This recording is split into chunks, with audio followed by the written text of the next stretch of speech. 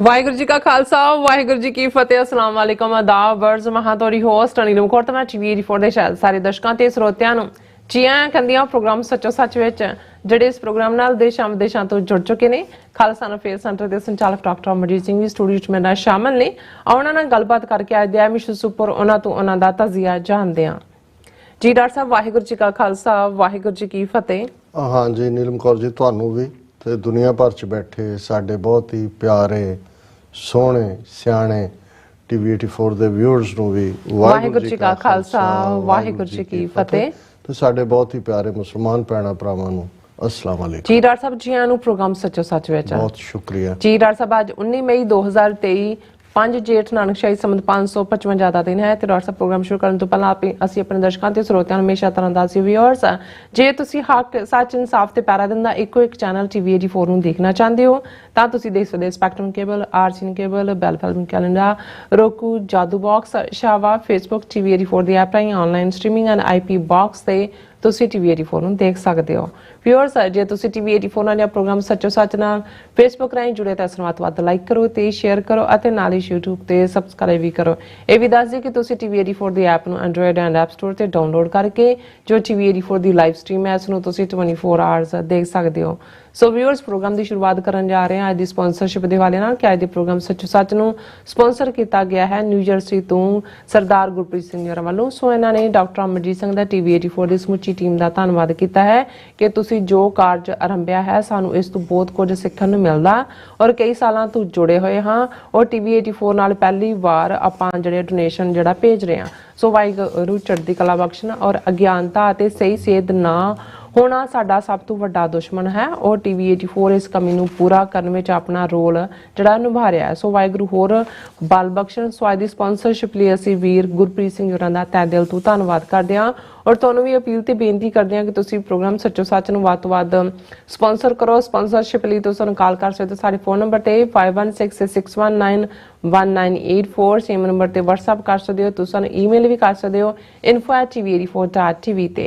ਸੋ viewers ਪਹਿਲੇ segment ਦੇ ਵਿੱਚ ਆਪਾਂ ਗੱਲਬਾਤ ਕਰਨ ਜਾ ਰਹੇ ਹਾਂ ਕਿ 5 ਮਿਲੀਅਨ ਸਿੱਖ ਡਾਇਸਪੋਰਾ ਖਾਲਿਸਤਾਨ ਦੀ ਕਾਮੀ ਲਈ ਲੱਕ ਬਣ ਕੇ ਪੇਸ਼ ਕਦਮੀ ਕਰ ਰਿਹਾ ਹੈ। ਸੋ ਅਮਰੀਕਾ ਕੈਨੇਡਾ ਆਸਟ੍ਰੇਲੀਆ ਤੇ ਯੂਕੇ ਦੇ ਗੁਰਦੁਆਰਿਆਂ ਵਿੱਚ ਭਾਰਤੀ ਡਿਪਲੋਮੈਟਾਂ ਕੌਂਸਲੇਟਾਂ ਅਤੇ ਅੰਬੈਸਡਰਾਂ ਦਾ ਮੁਕੰਮਲ ਬਾਈਕਾਟ ਹੈ। ਸੋ ਭਾਰਤੀ ਖੁਫੀਆ ਏਜੰਸੀਆਂ ਇੱਕ ਪਾਸੇ ਜਿੱਥੇ ਸਿੱਖਾਂ ਨੂੰ ਬਦਨਾਮ ਕਰਨ ਲਈ ਪੂਰਾ ਢਿੱਲ ਲਾ ਰਹੀਆਂ ਹਨ ਉੱਥੇ ਉਹ ਸਿੱਖ ਡਾਇਸਪੋਰਾ ਵਿੱਚ ਘੁਸਪੈਠ ਕਰਨ ਲਈ ਰਾਹ ਵੀ ਲੱਭ ਰਹੀਆਂ ਨੇ। ਜਾਪਦਾ ਹੈ ਕਿ 12 ਸਤੰਬਰ 1897 ਨੂੰ ਸਾਰਾਗੜ੍ਹੀ ਦੀ ਲੜਾਈ ਵਿੱਚ ਮਾਰੇ ਗਏ 21 ਸਿੱਖ ਫੌਜੀਆਂ ਨੂੰ ਆਧਾਰ ਬਣਾ ਕੇ ਇਹ ਯਤਨ ਆਰੰਭਿਆ ਗਿਆ ਹੈ। ਸੋ ਇਹ ਖਤਰਾ ਕੀ ਹੈ ਅਤੇ ਇਸ ਤੋਂ ਕਿਉਂ ਖਬਰਦਾਰ ਹੋਣ ਦੀ ਲੋੜ ਹੈ ਸੋ ਇਸ ਬਾਰੇ ਆਪਾਂ ਗੱਲਬਾਤ ਕਰਨ ਜਾ ਰਹੇ ਹਾਂ। ਸੋ ਅਸੀਂ ਚਾਹਾਂਗੇ ਕਿ ਤੁਸੀਂ ਨਾਲ ਇਸੇ ਤਰ੍ਹਾਂ ਬਣੇ ਰਹਿਣਾ।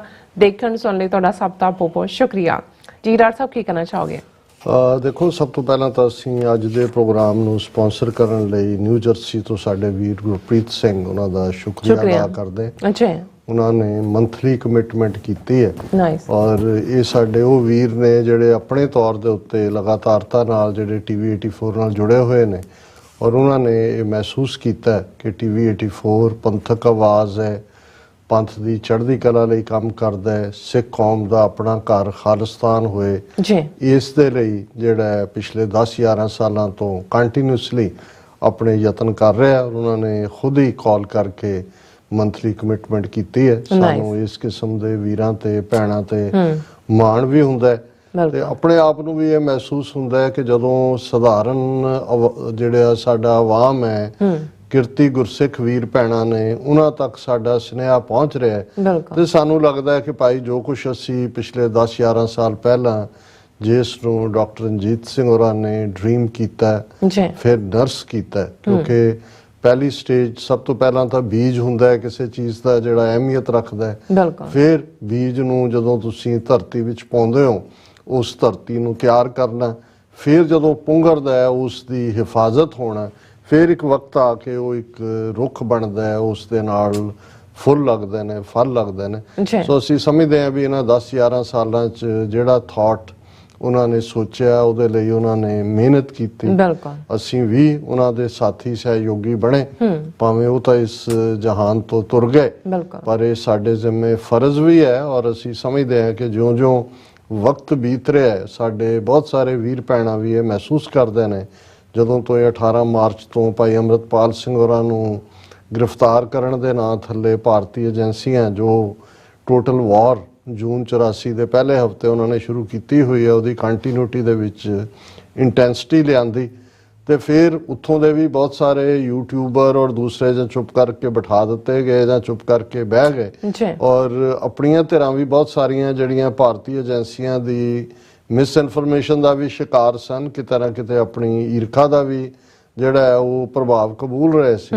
ਸੋ ਉਦੋਂ ਵੀ ਜਿਹੜਾ TV 84 ਇੱਕ ਬੁਲੰਦ ਆਵਾਜ਼ ਦੇ ਵਿੱਚ ਇਵੇਂ ਹੀ ਅਸੀਂ ਦੀਪ ਸਿੱਧੂ ਵੇਲੇ ਜਦੋਂ 26 ਜਨਵਰੀ ਨੂੰ ਉਹਨਾਂ ਨੇ ਲਾਲ ਕਿਲੇ ਤੇ ਜਿਹੜਾ ਆਪਣਾ ਕੇਸਰੀ ਪਰਚਮ ਚੜਾਇਆ ਵੀਰ ਜਗਰਾਜ ਸਿੰਘ ਨੇ, ਤੇ ਉਸ ਤੋਂ ਬਾਅਦ ਵੀ ਜੋ ਵਰਤਾਰਾ ਸੀ।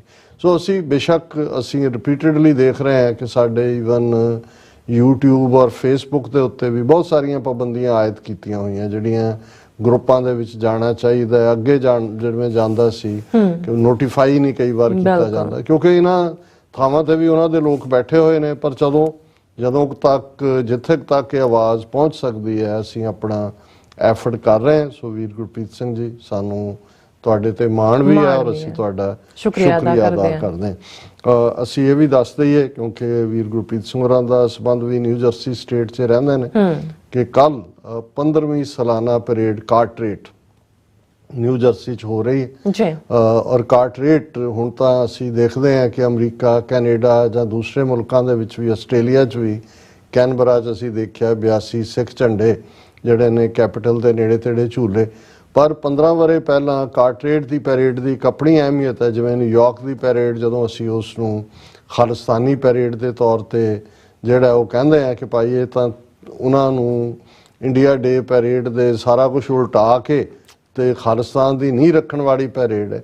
ਇਵੇਂ ਕਾਰਟਰੇਟ ਦੀ ਅਹਿਮੀਅਤ ਇਹ ਹੈ, ਹਾਲਾਂਕਿ ਕਾਰਟਰੇਟ 'ਚ ਹੁਣ ਇੰਨੀ ਆਪਣੀ ਵਸੋਂ ਹੈ, ਮੇਰਾ ਖਿਆਲ ਹੈ 35-40% ਸਿੱਖਾਂ ਦੀ ਪੋਪੂਲੇਸ਼ਨ ਹੋਏਗੀ ਕਿ ਉਹਨੂੰ ਆਪਣੇ ਹਲਕਿਆਂ ਦੇ ਵਿੱਚ ਤਾਂ ਕਰਤਾਰਪੁਰੀ ਕਹਿੰਦੇ ਨੇ, ਕਿਉਂਕਿ ਤੁਹਾਨੂੰ ਉੱਥੇ ਨਜ਼ਰ ਆਉਂਦਾ ਹੈ ਵੀ ਚਾਰ ਚੁਫੇਰੇ ਆਪਣਿਆਂ ਦੇ ਕਾਰੋਬਾਰ ਵੀ ਨੇ, ਚੰਗੇ ਘਰ ਵੀ ਨੇ, ਪ੍ਰਮੁੱਖ ਗੁਰਦੁਆਰਾ 2 ਗੁਰਦੁਆਰਾ ਸਾਹਿਬਾਨ ਸਿੰਘ ਸਭਾ ਔਰ ਦਸ਼ਮੇਸ਼ ਦਰਬਾਰ ਨੇ। ਔਰ 15 ਵਰ੍ਹੇ ਪਹਿਲਾਂ ਜਦੋਂ ਇਹਨਾਂ ਨੇ ਇਸ ਪੈਰੇਡ ਦੀ ਸ਼ੁਰੂਆਤ ਕੀਤੀ ਤੇ ਇਹਦੀ ਵਿਲੱਖਣਤਾ ਇਹ ਸੀ ਕਿ ਸਿਟੀ ਸੈਂਟਰ ਕਾਰਟਰੇਟ ਦੇ ਵਿੱਚ ਅਮਰੀਕਨ ਝੰਡਾ ਜਿੱਥੇ ਝੂਲਦਾ ਹੈ ਉਹਦੇ ਨਾਲ ਖਾਲਸਾਈ ਪਰਚਮ ਲਹਿਰਾ ਕੇ ਔਰ ਜਿੱਥੇ ਦੇਸ਼ ਸੇਵਾ ਬਰਮੋਏ ਗਾਇਨ ਕੀਤਾ ਜਾਂਦਾ ਹੈ ਔਰ ਜਿਵੇਂ ਜੋ ਇੱਕ ਨੇਸ਼ਨ ਨੂੰ, ਕਿਉਂਕਿ ਜਦੋਂ ਅਸੀਂ ਨੇਸ਼ਨ ਦੀ ਗੱਲ ਕਰਦੇ ਹਾਂ ਕੌਮ ਦੇ ਕੋਲ ਆਪਣਾ, ਸਾਡੀ ਤਾਂ ਖੈਰ ਬਰਥ ਹੀ ਨੇਸ਼ਨ ਵਾਲਾ, ਜਦੋਂ ਅਸੀਂ ਝੰਡਾ ਕਿੰਨਾ ਅਹਿਮੀਅਤ ਰੱਖਦਾ ਹੈ, ਸੋਵਰਨਿਟੀ ਦੇ ਨਾਲ ਜੁੜਿਆ ਹੋਇਆ, ਉਹ ਅਸੀਂ ਅਕਾਲ ਤਖਤ ਦੇ ਉੱਤੇ ਮੀਰੀ ਪੀਰੀ ਦੇ 2 ਨਿਸ਼ਾਨ ਜਿਹੜੇ ਮੈਸੇਜ ਦਿੰਦੇ ਨੇ ਕਿ ਭਾਈ ਪੰਥ ਦੇ ਕੋਲ ਬੇਸ਼ੱਕ ਖਾਲਸਾ ਪੰਥ ਦੀ ਜਦੋਂ ਅਸੀਂ ਗੱਲ ਕਰਦੇ ਹਾਂ ਤਾਂ ਫਿਰ ਜਿਹੜਾ ਉਹ 1699 ਈਸਵੀ ਦੇ ਨਾਲ ਸੰਬੰਧ ਜੁੜਦਾ, ਲੇਕਿਨ ਇੱਥੇ 1609 ਦੇ ਵਿੱਚ ਜਦੋਂ ਅਕਾਲ ਤਖਤ ਸਾਹਿਬ ਦੀ ਸਿਰਜਣਾ ਹੁੰਦੀ ਹੈ ਤੇ ਮੀਰੀ ਪੀਰੀ ਦੇ 2 ਝੰਡੇ ਝੂਲਦੇ ਨੇ। ਹਾਲਾਂਕਿ ਮੀਰੀ ਪੀਰੀ ਦੀਆਂ 2 ਤਲਵਾਰਾਂ 1606 ਦੇ ਵਿੱਚ ਜਦੋਂ ਗੁਰੂ ਹਰਗੋਬਿੰਦ ਸਾਹਿਬ 11 ਸਾਲ ਦੀ ਉਮਰ 'ਚ ਗੁਰਗੱਦੀ ਤੇ ਬੈਠਦੇ ਨੇ ਤੇ ਉਹ ਜਿਹੜਾ ਪਹਿਨਦੇ ਨੇ। ਸੋ ਇਸ ਤੋਂ ਸਾਡਾ ਇਹ ਕਨਸੈਪਟ ਅੱਗੇ ਤੁਰਦਾ ਹੈ। ਔਰ ਨਗਾਰਾ 10ਵੇਂ ਪਾਤਸ਼ਾਹ ਰਣਜੀਤ ਨਗਾਰਾ ਕੌਣ ਸਿੱਖ ਭੁੱਲ ਸਕਦਾ ਹੈ। ਔਰ ਬਾਬਾ ਬੰਦਾ ਸਿੰਘ ਬਹਾਦਰ ਨੂੰ ਵੀ ਜਦੋਂ ਸਿੱਖ ਰਾਜ ਸਥਾਪਿਤ ਕਰਨ ਦਾ ਆਦੇਸ਼ ਦੇ ਕੇ 10ਵੇਂ ਪਾਤਸ਼ਾਹ 5 ਸਿੱਖਾਂ ਦੀ ਕੌਂਸਲ 20 ਸਿੱਖ ਹੋਰ ਨਾਲ ਔਰ ਨਗਾਰਾ ਝੰਡਾ ਔਰ ਜ਼ਾਹਰ ਹੈ 5 ਤੀਰ ਬਖਸ਼ਿਸ਼ ਕਰਕੇ ਭੇਜਦੇ ਨੇ। ਸੋ ਜਦੋਂ ਅਸੀਂ ਝੰਡਾ ਲਹਿਰਾਣ ਦੀ ਗੱਲ ਕਰਦੇ ਹਾਂ, ਬੇਸ਼ੱਕ ਜਦੋਂ ਇਹ ਅਮਰੀਕਨ ਝੰਡੇ ਦੇ ਨਾਲ ਸਾਡਾ ਝੰਡਾ ਲਹਿਰਾ ਰਿਹਾ ਹੁੰਦਾ, ਇਹ ਕੋਈ ਗੁਰਦੁਆਰੇ ਜਾਂ ਚਰਚ ਦਾ ਤਾਂ ਐਟਮੋਸਫੀਅਰ ਨਹੀਂ ਹੁੰਦਾ। ਬਾਹਰ ਤੁਸੀਂ ਵੀ ਅਟੈਂਡ ਕੀਤੀਆਂ ਨੇ ਪਿਛਲੀਆਂ ਪੈਰੇਡਸ, ਮੇਅਰ ਹੁੰਦਾ ਹੈ, ਉਹਨਾਂ ਦੀ ਸਿਟੀ ਕੌਂਸਲ ਹੁੰਦੀ ਹੈ, ਨਗਾਰਾ ਵੱਜ ਰਿਹਾ ਹੁੰਦਾ ਹੈ ਔਰ ਪੂਰਾ ਤੁਹਾਨੂੰ ਇੱਕ ਨੇਸ਼ਨ ਦਾ ਅਹਿਸਾਸ ਹੁੰਦਾ ਹੈ। ਤੁਹਾਨੂੰ ਲੱਗਦਾ ਹੈ ਕਿ ਭਾਈ ਉਹ ਦਿਨ ਦੂਰ ਨਹੀਂ ਹੈ ਜਦੋਂ ਸਾਡਾ ਵੀ ਖਾਲਸੇ ਦਾ ਝੰਡਾ ਜਿਹੜਾ ਹੈ ਦੁਨੀਆ ਦੇ ਦੇਸ਼ਾਂ ਦੇ ਨਾਲ ਝੂਲੇਗਾ। ਸੋ ਇਸ ਪੈਰੇਡ ਦੀ ਜਦੋਂ 15 ਵਰ੍ਹੇ ਪਹਿਲਾਂ ਇਸ ਦੀ ਸ਼ੁਰੂਆਤ ਹੋਈ ਤੇ ਸਭ ਤੋਂ ਪਹਿਲਾਂ ਸਿਟੀ ਸੈਂਟਰ ਦੇ ਉੱਤੇ ਜਿਹੜਾ ਹੈ ਉਹ ਆਪਣਾ ਖਾਲਸਾਈ ਪਰਚਮ ਲਹਿਰਾ ਕੇ ਇੱਥੋਂ ਫਿਰ ਅਰਦਾਸਾ ਸੋਧ ਕੇ ਸਿੱਖ ਸੰਗਤਾਂ ਮਾਰਚ ਕਰਦੀਆਂ ਨੇ ਔਰ ਖੁੱਲੇ ਪਾਰਕ ਦੇ ਵਿੱਚ ਜਿੱਥੇ ਵੱਡੇ ਵੱਡੇ ਤੰਬੂ ਵੀ ਲੱਗੇ ਹੁੰਦੇ ਨੇ ਔਰ ਜ਼ਬਰਦਸਤ ਖਾਣ ਪਾਣ ਦਾ ਪ੍ਰਬੰਧ ਵੀ ਹੁੰਦਾ ਹੈ। ਇੱਕ ਪਰਿਵਾਰਕ ਮੀਟ ਵਾਂਗ ਹੋ ਜਾਂਦਾ ਹੈ ਔਰ ਗਿਣਤੀ ਵੀ ਵੱਧਦੀ ਜਾਂਦੀ ਹੈ ਹਰ ਪਾਸੇ। ਹਰ ਸਾਲ ਜਿਹੜੀ ਹੈ ਉਹ ਬਹੁਤ ਵੱਡੀ ਗਿਣਤੀ 'ਚ ਸਿੱਖ ਸੰਗਤਾਂ ਬਿਲਕੁਲ ਸ਼ਮੂਲੀਅਤ ਕਰਦੀਆਂ ਨੇ। ਅੱਛਾ ਹਾਲਾਂਕਿ ਕੱਲ ਮੀਂਹ ਦੀਆਂ ਸੰਭਾਵਨਾਵਾਂ ਨੇ, ਪਰ ਇਸ ਵਾਰ ਅਸੀਂ ਜਿੰਨੀਆਂ ਪੈਰੇਡਸ ਸਟਾਕਟਨ ਹੋਏ, ਸਰੀ ਹੋਏ, ਨਿਊਯਾਰਕ ਹੋਏ, ਸਾਰੇ ਪਾਸੇ ਜਿਹੜਾ ਔਰ ਇਵਨ ਟੋਰਾਂਟੋ ਦੀਆਂ ਪੈਰੇਡਸ ਬਾਰੇ ਵੀ ਸੀ ਕਿ ਮੀਂਹ ਪੈ ਰਿਹਾ ਸੀ। ਸੋ ਮੇਰਾ ਖਿਆਲ ਹੈ ਕਿ ਭਾਈ ਇਹ ਜਦੋਂ ਇੱਕ ਪਾਸੇ ਤਾਂ ਇਹ ਆਪਣੇ ਪ੍ਰੀਤਮ ਪਿਆਰੇ ਨਾਲ ਮਿਲਣ ਦੀ ਗੱਲ ਹੈ, ਝੱਖੜ ਝਾਗੀ ਮੀਂਹ ਵਰਸੇ ਭੀ ਗੁਰ ਦੇਖਣ ਜਾਈ, ਦੂਸਰੇ ਪਾਸੇ ਸ਼ਾਇਦ ਇਹ ਵੀ ਯਾਦ ਦਹਾਨੀ ਹੈ ਕਿ ਕੌਮਾਂ ਦਾ ਆਜ਼ਾਦੀ ਦਾ ਸਫ਼ਰ ਉਹ ਤੂਫਾਨਾਂ ਵਾਲਾ ਹੁੰਦਾ ਹੈ, ਹਨੇਰੀਆਂ ਵਾਲਾ ਹੁੰਦਾ ਹੈ। ਉਸ ਚੋਂ ਗੁਜ਼ਰਨ ਲੱਗਿਆ ਕਦੇ ਵੀ ਜਿਹੜਾ ਉਹ ਘਬਰਾਉਣਾ ਨਹੀਂ ਚਾਹੀਦਾ, ਕਿਉਂਕਿ ਤੂਫਾਨ, ਹਨੇਰੀਆਂ, ਮੀਂਹ ਇਹ ਸਾਰੇ ਲੰਘ ਜਾਂਦੇ ਨੇ ਤੇ ਅਲਟੀਮੇਟਲੀ ਜਿਹੜੇ ਇਹਨਾਂ ਨੂੰ ਚੈਲੰਜ ਕਰਦੇ ਨੇ ਉਹ ਹੀ ਆਪਣੀ ਮੰਜ਼ਿਲੇ ਮਕਸੂਦ ਤੇ ਪਹੁੰਚਦੇ ਨੇ। ਸੋ ਇਹਨਾਂ ਤੋਂ ਲੁਕਣ ਦੀ ਗੱਲ ਨਹੀਂ ਹੈ। ਔਰ ਉਹ ਵੀ ਖਾਲਸਾਈ ਲੰਗਰ ਜਦੋਂ ਵਰਤਦਾ, ਉਹਨਾਂ ਦੇ ਪ੍ਰਬੰਧਕ ਦੱਸ ਰਹੇ ਸੀ ਵੀ ਪਤਾ ਨਹੀਂ ਕਿੰਨੇ ਹਜ਼ਾਰ ਰੇਨਕੋਟਸ ਦਾ ਪ੍ਰਬੰਧ ਕੀਤਾ ਹੈ। ਸੋ ਅਸੀਂ ਹੁਣ ਰੇਨਕੋਟ ਤਾਂ ਯੂਜ਼ ਟੂ ਹੋ ਗਏ, ਭਾਵੇਂ ਮੋਮਜਾਮਾ ਹੀ ਸਹੀ। ਸੋ ਅਸੀਂ ਇਹ ਬੇਨਤੀ ਵੀ ਕਰਾਂਗੇ ਕਿ ਭਾਈ ਜਿਹੜੇ ਵੀ ਸਾਡੇ ਵੀਰ ਭੈਣਾਂ, ਬਹੁਤਿਆਂ ਨੂੰ ਤਾਂ ਪਤਾ ਹੈ, ਫਿਰ ਵੀ ਕਈ ਵਾਰੀ ਰਿਮਾਈਂਡਰ ਹੁੰਦਾ ਹੈ, ਕੱਲ ਦੀ ਇਸ ਪਰੇਡ ਦੇ ਵਿੱਚ ਸ਼ਮੂਲੀਅਤ ਕਰੋ। ਹੁਣ ਗੱਲ ਜੇ ਅਸੀਂ 5 ਮਿਲੀਅਨ ਸਿੱਖ ਡਾਇਸਪੋਰਾ ਦੀ ਪੇਸ਼ਕਦਮੀ ਦੀ ਗੱਲ ਕਰਦੇ ਹਾਂ ਤੇ ਫਿਰ ਆਪਣੇ ਦੁਸ਼ਮਣ ਵੱਲ ਦੇਖੀਏ। ਮੁਗਲਾਂ ਤੋਂ ਵੱਧ ਜ਼ਾਲਮ, ਅੰਗਰੇਜ਼ਾਂ ਤੋਂ ਵੱਧ ਚਲਾਕ, ਦੋਨਾਂ ਦਾ ਕੰਬੀਨੇਸ਼ਨ। ਜ਼ੁਲਮ ਉੱਥੇ ਭਾਰਤ ਦੇ ਵਿੱਚ ਪੂਰਾ ਜ਼ੋਰ, ਪੰਜਾਬ ਦੇ ਵਿੱਚ ਕਿਵੇਂ ਉਹਨਾਂ ਨੇ ਉਹ ਆਪਣਾ NIA ਦਾ ਕੁੱਤਾ, ਉਸ ਦੀ ਜਿਹੜੀ ਹੈ ਉਹ ਪਟਾ ਖੋਲਿਆ ਹੋਇਆ, ਸੰਗਲੀ ਖੋਲੀ ਹੋਈ ਹੈ। ਔਰ ਕੱਲ ਅਸੀਂ ਜ਼ਿਕਰ ਕੀਤਾ ਸੀ ਕਿ ਕਿਵੇਂ 6 ਸਟੇਟਾਂ ਦੇ ਵਿੱਚ, ਪੰਜਾਬ, ਹਰਿਆਣਾ, ਰਾਜਸਥਾਨ ਔਰ ਮੱਧ ਪ੍ਰਦੇਸ਼, UP, ਉੱਤਰਾਖੰਡ ਦੇ ਵਿੱਚ NIA ਦੇ ਜਿਹੜਾ ਸਿੱਧੇ ਅਜੀਤ ਡੋਵਲ ਔਰ ਦਿਨਕਰ ਗੁਪਤਾ ਦੇ ਥੱਲੇ ਕੰਮ ਕਰਦੇ ਨੇ, ਉਹਨਾਂ ਨੇ ਛਾਪਾਮਾਰੀ ਕੀਤੀ ਹੈ। ਔਰ ਅੱਜ ਅਸੀਂ ਡਿਸਕਸ ਕਰਾਂਗੇ ਸੈਗਮੈਂਟਸ ਕਿ ਭਾਈ ਕਿਵੇਂ ਪੰਜਾਬ ਪੁਲਿਸ ਦੀਆਂ 300 ਤੋਂ ਜ਼ਿਆਦਾ ਪਾਰਟੀਆਂ, ਜਿਨ੍ਹਾਂ 'ਚ 3000 ਤੋਂ ਜ਼ਿਆਦਾ ਪੁਲਿਸ ਮੁਲਾਜ਼ਮ ਨੇ, ਉਹਨਾਂ ਨੇ 4000 ਦੇ ਕਰੀਬ ਸਿੱਖ ਘਰਾਂ ਦੇ ਉੱਤੇ ਧਾਵੇ ਬੋਲੇ ਨੇ। ਸੋ ਉੱਥੇ ਇਹਨਾਂ ਦਾ ਬਰਾਬਰ ਇਹ ਚੱਲ ਰਿਹਾ ਹੈ ਤੇ ਬਾਹਰ ਡਾਇਸਪੋਰਾ ਜਿਹੜਾ ਇਹਨਾਂ ਦੇ ਲਈ ਬਹੁਤ ਵੱਡੀ ਹੁਣ ਸਿਰਦਰਦ ਬਣਿਆ ਹੋਇਆ, ਖਾਸ ਤੌਰ ਤੇ 4 ਮੁਲਕ ਅਮਰੀਕਾ, ਕੈਨੇਡਾ, UK ਔਰ ਆਸਟ੍ਰੇਲੀਆ।